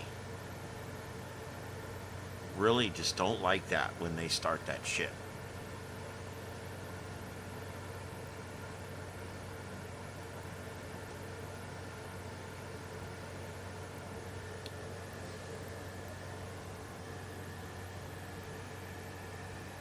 Hey, no problem, Victor. I like doing it. Well, there you go, Dominic. Yeah, I've got a show to produce after this. He sends me the pieces, and I got to put it all together. It takes about 25 minutes or so, and then I got to get it inputted in the computer, and then I got to get to bed. So yeah, I'm with you. Tomorrow I got a busy day. I'm going car shopping tomorrow, and then after that I'm going to be installing some new operating systems, and we're going to be trying to get some stuff to stabilize, and then I'm going to see what's going on tomorrow night. If it's busy and there's stuff going on, and I've got live shots and that kind of stuff, I will come on. If it's not busy, I'll take the night off, because I can use a night off once a week. So I kind of let the universe decide for me on that, and that's kind of how I'm doing that. But I do want to stay with this for a little while longer. We're getting some really good shots here.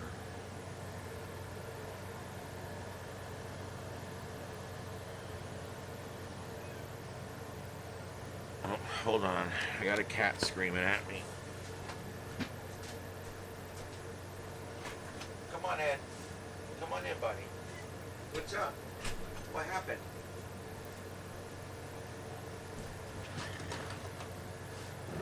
You wanna come say hi to everybody? Ladies and gentlemen, Ed Earl. What's up, buddy? What happened? We're the only ones in here. He saw a ghost. He does this. He has seen a ghost. You know what it is? It's those light strips. He is not used to those light strips. That's what it is. They're like trailing, you know? But you don't like those? What's wrong? You don't like those, buddy? Yeah, my Ed Earl. He's named after the sheriff part in The Best Little Whorehouse in Texas, played by Burt Reynolds. His name in the movie was Sheriff Ed Earl. And I don't know how, but that's how he got the name. Oh, buddy, oh my. Are you all right? What? Did something happen? What's going on? He's trying to tell me something. Is Bobby in the well, Lassie? Do you see look at all that protesting going on? What are you doing? You're going to take me off the air, Ed. Ed. Come on, buddy. You're going to take me off the air. Look, you just did now. Oh, come on, crazy cat. That was as close as he gets right there. Screen blinking on and off. I mean, look, we got protests going on. It's important shit. Oh, here we go. We're on the move.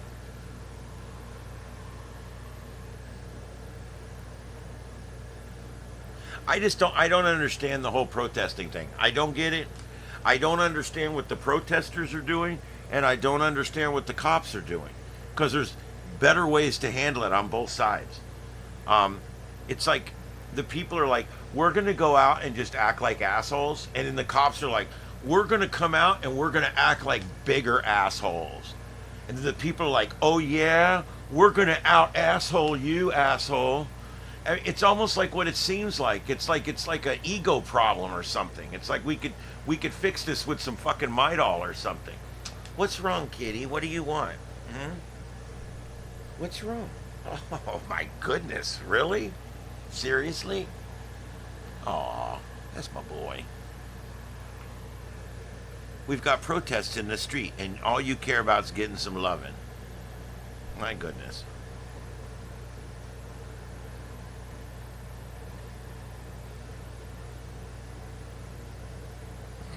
Yes, Ed. Yes, Ed. There's a lot of movement going on there. I see a lot of movement going on in the background back there. A lot of people moving left to right, right to left. This is interesting. I don't know if there's any of the anarchists come out yet. We did have that one mattress set on fire earlier. Like I said, you can't compare these riots, these unrests like this.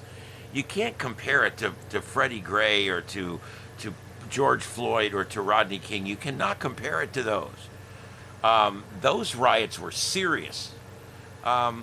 This has all been fairly mild, which is a good thing. I do believe in protesting right up to the point that it becomes a legal problem. But it's just strange to me. What do you think, Ed? You ready to go to bed? You crazy cat. This is my boy right here. No matter what, he goes with me. Him and Mama Bleeper. Those are my two that I'm really close to. And then I got two more in the bedroom that they're kind of, Carlotta's really close to him. I'm really close to him. So they kind of hang out wherever.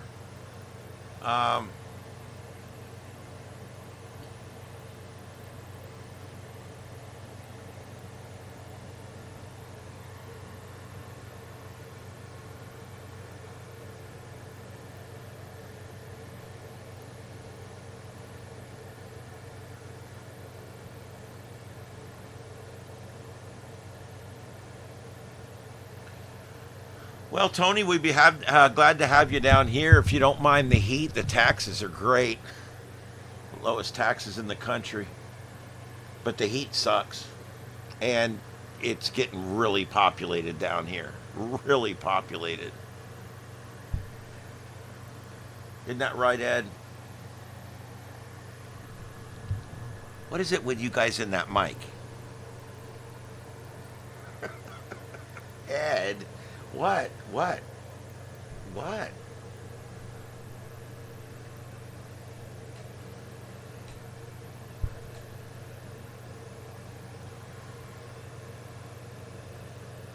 Fishing is something I never understood. I never liked it. There's not a single thing about fishing I like. I'm not a mariner. I don't care about boats. Fish stink. I don't eat them.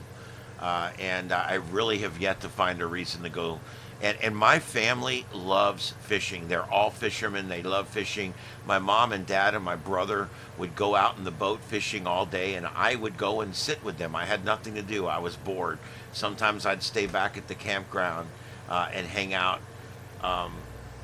Bring a friend. A lot of times I'd bring one of my friends with me, and we would hang out because I hated fishing, and I just didn't want to do it. It was boring, and I don't know. It's like the best thing that could happen is you catch a big smelly thing that you don't want.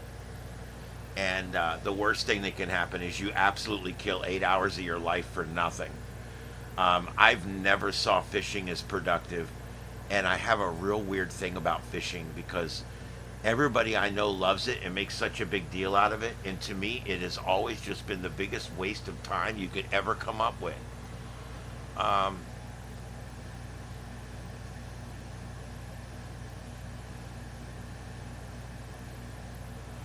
I got Steam. I had Grand Theft Auto. I think I can still get into that. I bought it. It was one of the later ones, and it got fun. I got the native trainer, and then I got the advanced native trainer, and it got fun because I could like make the world like be blowing up and shit. You could just make it as crazy as you wanted to make it, you know, where your car can jump way up into space and shit. And I had a lot of fun with it. But that being said, even that got old.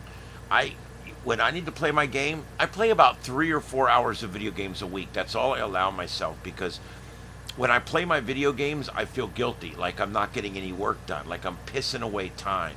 And I feel like that. And so I want to get back to work. So a lot of times when I'm having a block and I don't want to go do what I got to do, or I don't like this, whatever, I will sit down and play my game for a couple of hours, and by the time I get done playing it, I really want to get back to work. It kind of helps motivate me. But it also gives me a couple of hours of what I call consequence-free time. And I like that. I like to be able to go in and just play. And what I play is an old game, EA Games. It's called General's Zero Hour. And it's called Command and Conquer is the series. And then it's I play the one called General Zero Hour. And it is an amazing strategy game. It's about 22 or 23 years old, 25 years old. And it still runs great. And I've got all these specialty maps that I've learned how to code the maps, and so I kind of build my own maps now, and that's a lot of fun because I build like these. I take a specialty map where it just sends waves and waves of bad guys, and then I change it and make it to where it sends them like this way, and it does it. And I have a lot of fun with that. I love strategy games. This is one of those games where it puts you with a dozer and a command center, and boom, you're there. And then you have to build a power plant, and then you have to build a barracks, and then you have to build a supply center, and then you have to build a war factory. And eventually you've got everything you need, and your dozers can build ground defenses, and then your vehicles can get add-ons to them and things like that. And it's a really fun strategy game. Yeah, it's old. You probably played it before. The version I have is actually a little bit later version. Ed, you almost just fell. What happened? You clumsy ass cat. What is it with a clumsy cat? I've got Red Alert. I actually bought the whole package. I've got, I think, 7 of them in there, or 8 of them. I've got Generals 0 Hour, Generals Red Alert. God, and I can't remember. There's like 5 more in there. I like the General 0 Hour the most. That's the one I like the most, and that's the one I play most of the time. But yeah, I do love that particular game, and I don't know why. I just do. And playing on these newer computers, man, you can really play it up. I mean, it's crazy. And what's funny is it still only works on one of my 12 cores.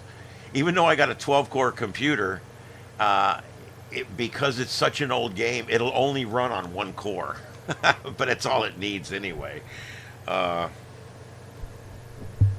what are you doing, Ed? What? Hi. My cats love me. What can I say? He wants to make biscuits. What he really wants is for me to go lay down, pull my blanket up over my chest so that he can do biscuits. And he'll sit there and he'll knead out, I don't know what, 3 or 4 rolls of biscuits a night you've been doing?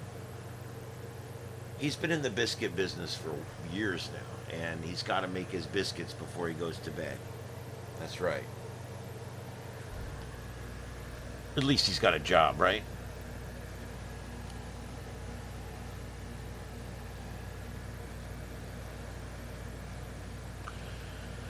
Yeah, I've never been to Arizona. I've never been to California or Nevada either, so. Yeah, I like the 0 hour. The Generals did not have the Laser General, and I'm very partial to the Laser General. I like the high-tech General. And I've got this thing now, what's it called? Here, you know what? I'll show it to you. I'll freaking show it to you. Hold on. I found this. If you're still interested in it, I know it's been a long time, but where did it go?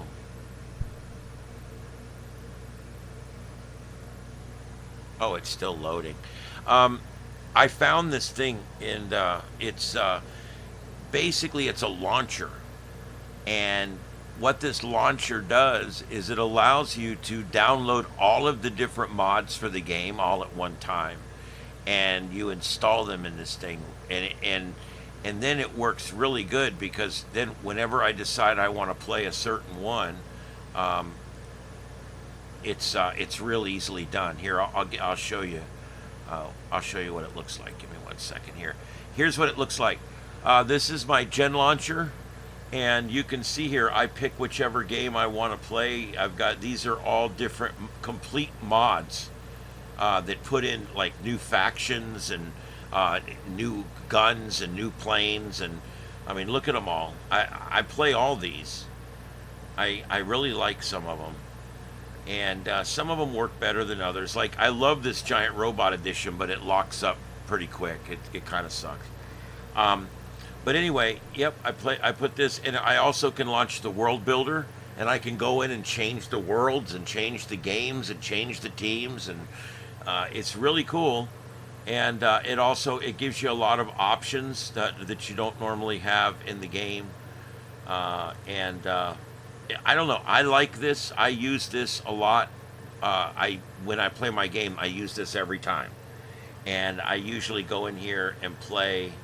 You know, I've been playing this Continue for a while. They got really good base defenses in that one, and I set it up to where I have a constant stream of bad guys, and I set up my base defenses, and I don't know. I have a lot of fun with it. I do.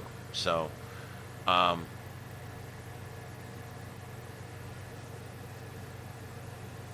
Yeah, so anyway, that's what it looks like, and it loads the game up from there, and what an awesome deal that is. I just absolutely love that game. I could play it every day. Anyway, let's just keep going for a little while here. My name's Ian, and this is Starship Adventures, and this, my co-pilot, is Ed Earl. He'll be filling the role of navigator this evening.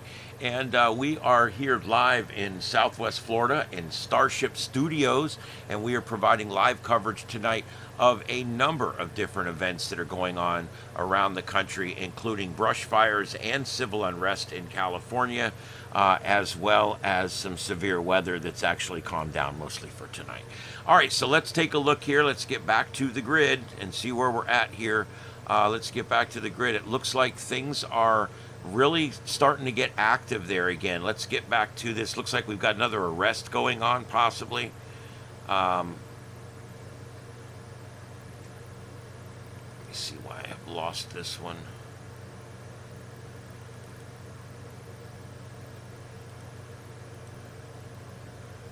Sometimes they go offline because they go offline. Yep, that one went offline because it was offline. It went back to an earlier. This was back to the beginning of the recording. All right, so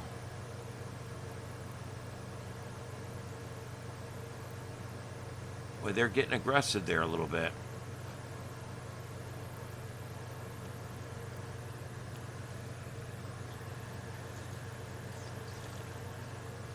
What are you doing, Ed?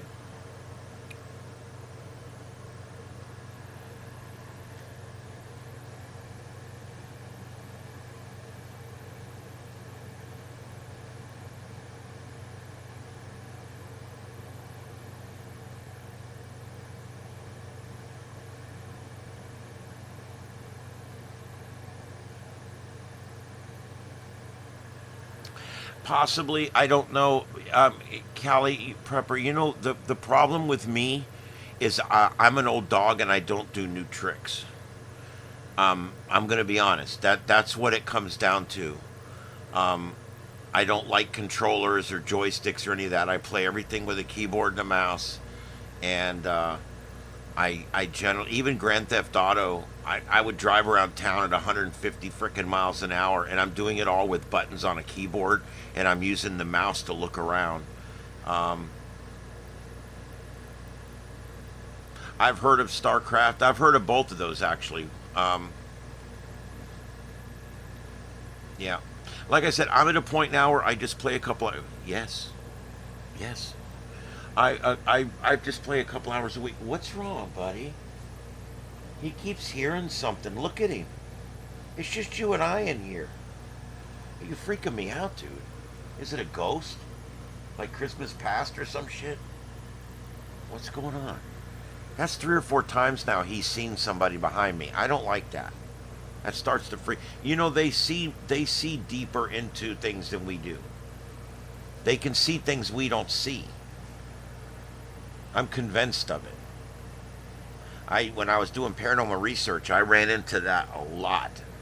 Every time I have a house that's haunted or that people think it's haunted, whatever, if there was a cat, the cat would see it every time. The cat would see it every time. And I know when I was 15 and my grandmother came to me the night she died, we got the call the next morning from the nursing home. When she came to me that night and startled me out of sleep, it scared my cat too. And neither my cat or I went back in that room for days after that incident. And that cat didn't like that room from then on. For years, my cat didn't like my bedroom because of whatever happened in there that night. And so cats can see deeper into the spectrum than we can. I don't know exactly how it works, but they're more intuitive than we are somehow. I don't understand it, but an old Atari or a ColecoVision, there you go. I had the Atari 300, I think it was. It was the one that I think it was the one that just had one of the toggles on each side, I think. And the original games I had for that thing was Defender, which was my favorite, Asteroids, Space Invaders, and Pac-Man, of course. There was one more. What did I have in there? I don't remember. There was one more, though. I had big cartridges, big black cartridge. You stick it in there and turn it on. Yeah.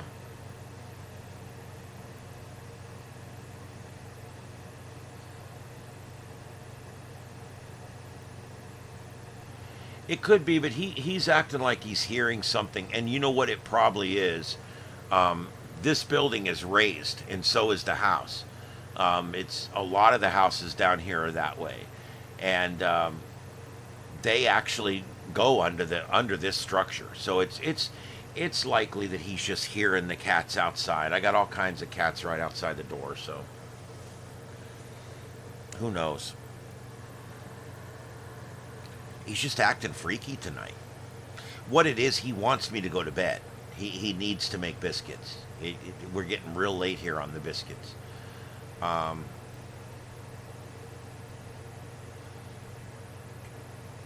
Oh my God, my mother sold Amway for a short time.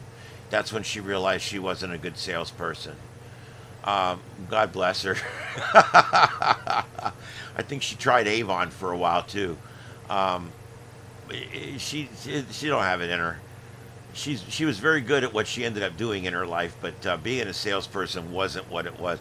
You know, I'm that way too. My dad was that way, and so is my brother. None of the four of us are that good at selling. I don't want to be a salesperson. It's not like my thing. Smoke break. Actually, I'm going to be signing off soon. I was just kind of watching this protest, but it seems like things have calmed down now.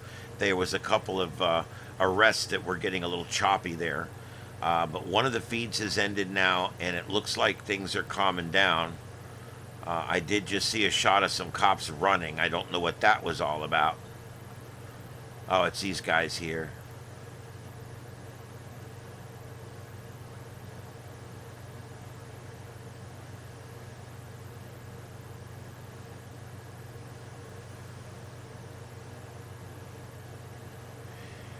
Yeah, I wonder. I just, you guys can tell me what you think, but I don't think it's worth sitting here for another hour. I don't think we're going to see much with this protest. Some people have already left. The two videos have already gone down. One's leaving. I don't know. We'll give it 10 more minutes here. Let's see what comes up. Oh, Christ. I think she did Tupperware parties, too. But yeah, Amway. She did Amway for sure. Amway's the one I remember for sure. It was one of those things. They had a decent line of products, but it was sold in a weird way. It was kind of done like a pyramid, like what 10 years later we would have called a pyramid scheme. Which pyramid schemes work if you work the pyramid scheme. It's not the best thing, but it's legal, and as long as you work it and but the key is you have to go out and get 10 people that will go out and get 10 people. That's how it works. And it's not an easy thing, and most of us are not cut out for that kind of sales. But if you are and you can make it and do it, then do it. Tupperware just closed down. Interesting. Well, it doesn't surprise me. We've gone to a completely disposable world. I don't even use Tupperware anymore. I don't use any sealable bowls anymore. If I put something in the fridge, I throw it in the fridge in the bowl with a paper plate over the top of it, or I put a piece of tinfoil over the top of it or something. I'm not gonna call me stupid, but I'm not gonna put my food in a bowl and eat it, and then when I have a little bit left that I want to save for tomorrow, because I'm very good about eating my leftovers. It's amazing. Poverty will do that to you. But what I do, I like to put my stuff in there, and then the next day I heat up 2 or 3 different things that I have in the fridge. That's kind of like how I like to do it. And I never understood putting my food in a bowl, right? And then when I'm done, taking that out of the bowl, out of the microwave bowl, and putting it into Tupperware, and then putting the lid on it and sticking it in the fridge. And then the next day, pull the Tupperware out and dump it back into another bowl, a third bowl that's microwave safe, so I can stick it back in the microwave again. What we've just done is dirty 3 freaking bowls for a little teeny bit of food. It's not worth it. It's just not worth it. I take the bowl that I served it to myself in, and I stick it in the fridge and put a paper plate over the top of it. I'm eating it tomorrow. It's not like it's a big deal. And, I just, conservation of energy,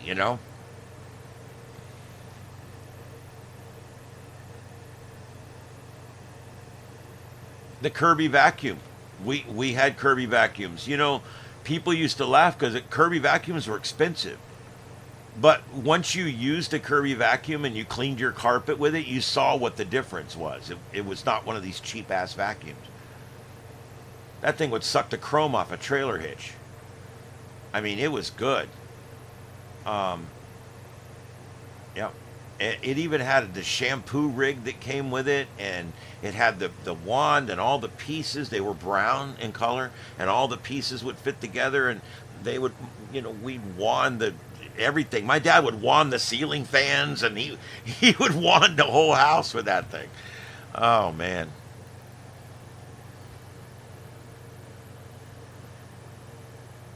All right, it looks like things are quieting down here. People are heading home. The cams are all shutting down.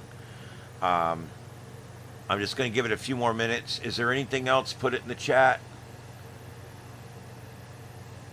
Yeah, lasagna's a good leftover. You know, I used to love Italian food.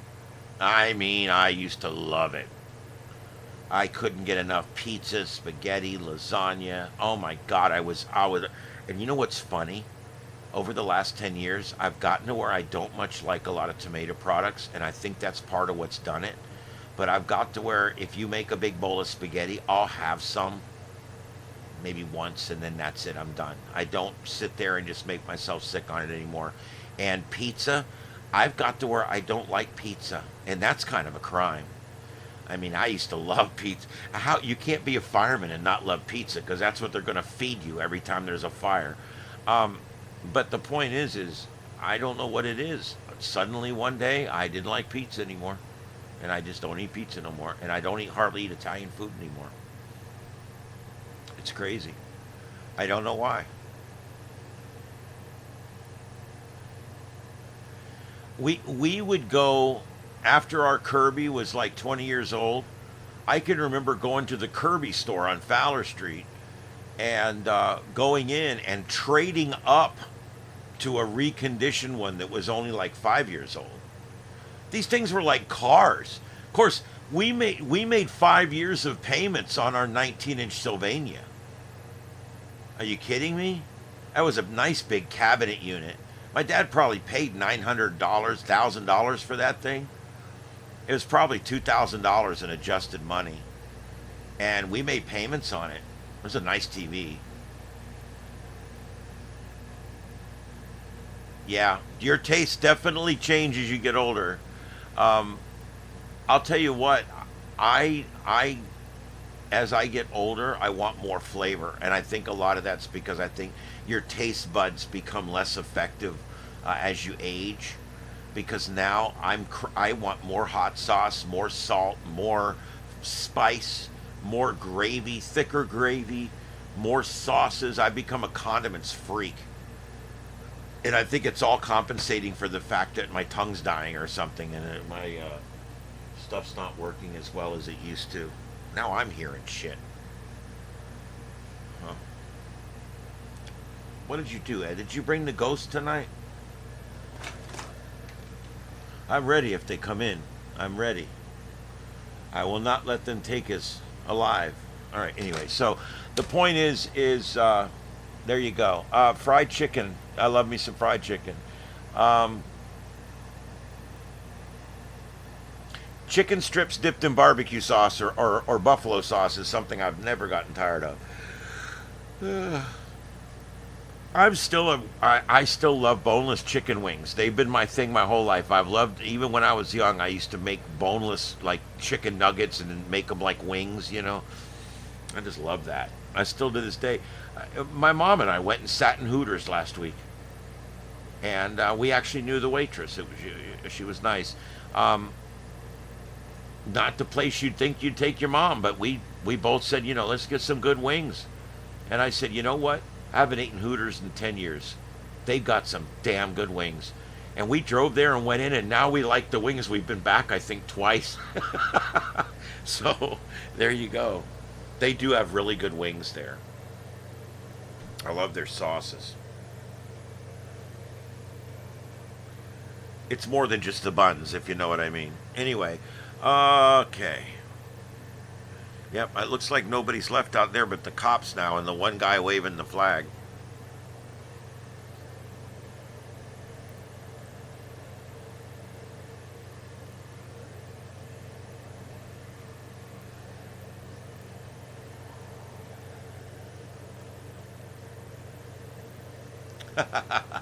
Well, I'm from the South. When we cook beef down here, it's cooked where it's there should still be a very thin line of red in the middle, and the outside should be well cooked. When I cook a hamburger, I get the pan as hot as I can get it. 2 or 3 drops of olive oil. I put the thing right on there, and I cook it hot as it can stand it. And then about halfway through, I flip it over. Only flip it once, never smash it. That's the rules on a hamburger. You want to know how to make the perfect hamburger? Only flip it once and never smash it. That's where everybody screws up. Flip, flip, flip, smash, smash, smash, smash, flip, flip, flip, flip, smash, smash. Oh, now look, it's fully cooked. It tastes like a hockey puck, and it's dry as shit. Well, no wonder you smashed you smashed every bit of the juice out of that thing. And so, when I cook a hamburger, I get the grill or the thing as hot as you can get it. You throw it on there until it's burnt. You flip it one time until it's burnt, and you take it off. Hopefully the outside will be almost completely black and the inside will be almost completely red. If you can achieve that, it's called black and blue, and that's the best burger you're ever going to get. That's my opinion. I know a lot of people think that's icky, but that's the way I cook my steaks, my burgers. That's how I like my red meat. I do like it. I like it downright red, right in the middle. I don't want it raw, but I want it red in the middle, and I want it cooked very well on the outside. And you know, the key to cooking stuff, like either on the grill or in the pan, is the seasoning. You know, you and when you season, you know, I put a little Everglades on when I first start cooking, but I never put the seasoning in the middle of the burger. That's a lot of people mix their seasoning in the burger. I'm convinced that's not the way to do it, because I cook my burgers rare, which means that if I mix the seasoning in with the ground beef, what's going to end up happening is some of the seasoning in the middle will not get cooked in, because in the very middle it's warm, but it's still not fully cooked. And so the seasoning always goes on the very outside, and then you cook. I'll tell you, cracked pepper, real cracked pepper is important when you're cooking. I see people cook with like dust pepper, and that cooks in, you don't even taste it. You really need cracked pepper. And I like to put the burger right when it's about done. I put cracked pepper all over it, and I flip it over one time for about maybe 30 seconds before I take it off. And that just seals it all in. It gets all that peppercorn down in there. That's a perfect burger for me. I just absolutely love that. And any time I can heat things up in the pan without heating it up in a microwave, I try to do that. Not a big microwave fan. Yeah, medium to medium rare. Anywhere we would get along fine with that. I don't need it completely raw in the middle. But I do like that red line in the middle.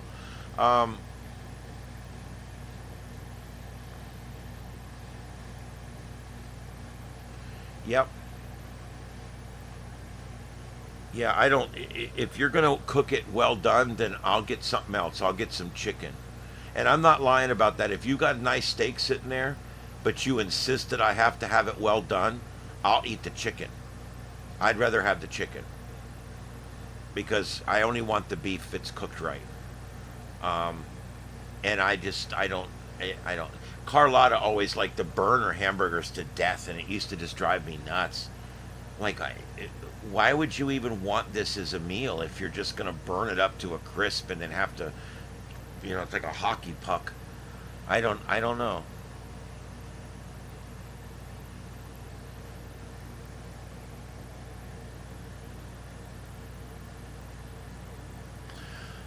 Well, there's a real good chance I'll be on tonight, and the only reason I say that is because if they're protesting tonight, oh, look at that, SoCal Shorts, 21,000 viewers. You go, buddy. You guys could stop by there on the way out and show him some love. That's SoCal Shorts on YouTube. Yeah, he has brought us a lot of views over the months here with because he is on the ground in LA. And that works out really well.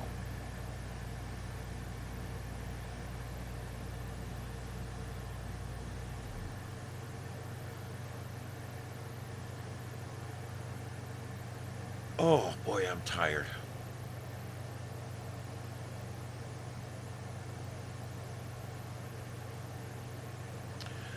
All right, guys, I'm going to go ahead and call it.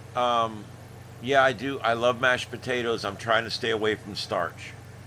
I allow myself as much vegetables and red meat or chicken as I want. Pretty much how I want it, as long as it's not overly greasy. But the rub there is I really don't eat much in the way.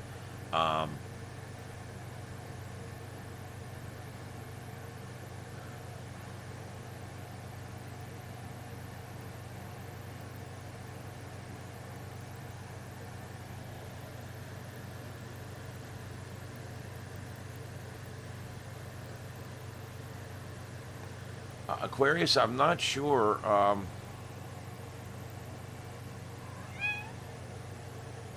Yeah, you ready to go to bed? I was just telling him I got to go to bed soon. I still got to make that show.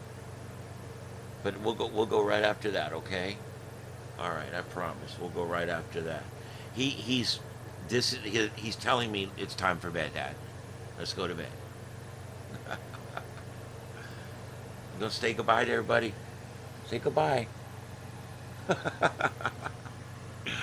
That's my steel gray. Oh, there you go.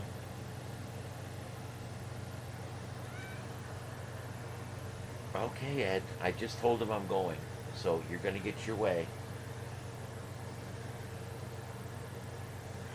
Jeez. All right, guys. It's been a pleasure tonight. I will probably be back tomorrow night. I'm going to be here. So if there's anything going on, I'll be in. I'm just going to leave it like that. I may come in for a little while no matter what. We'll see. All right, guys. It's been fun out there. We'll probably see you tonight, and if not tomorrow night, Sunday night for sure. I'll definitely be back on, and we'll see you guys then. But anyway, until then, my name's Ian, and this is Ed, and we are live right now at Starship Studios in North Fort Myers. This is Starship Adventures, and the conclusion of tonight's Sights and Sounds of Earth. We'll see you guys next time. 7-3s. Have a good night, everybody. Be safe and have a great weekend. Stay cool.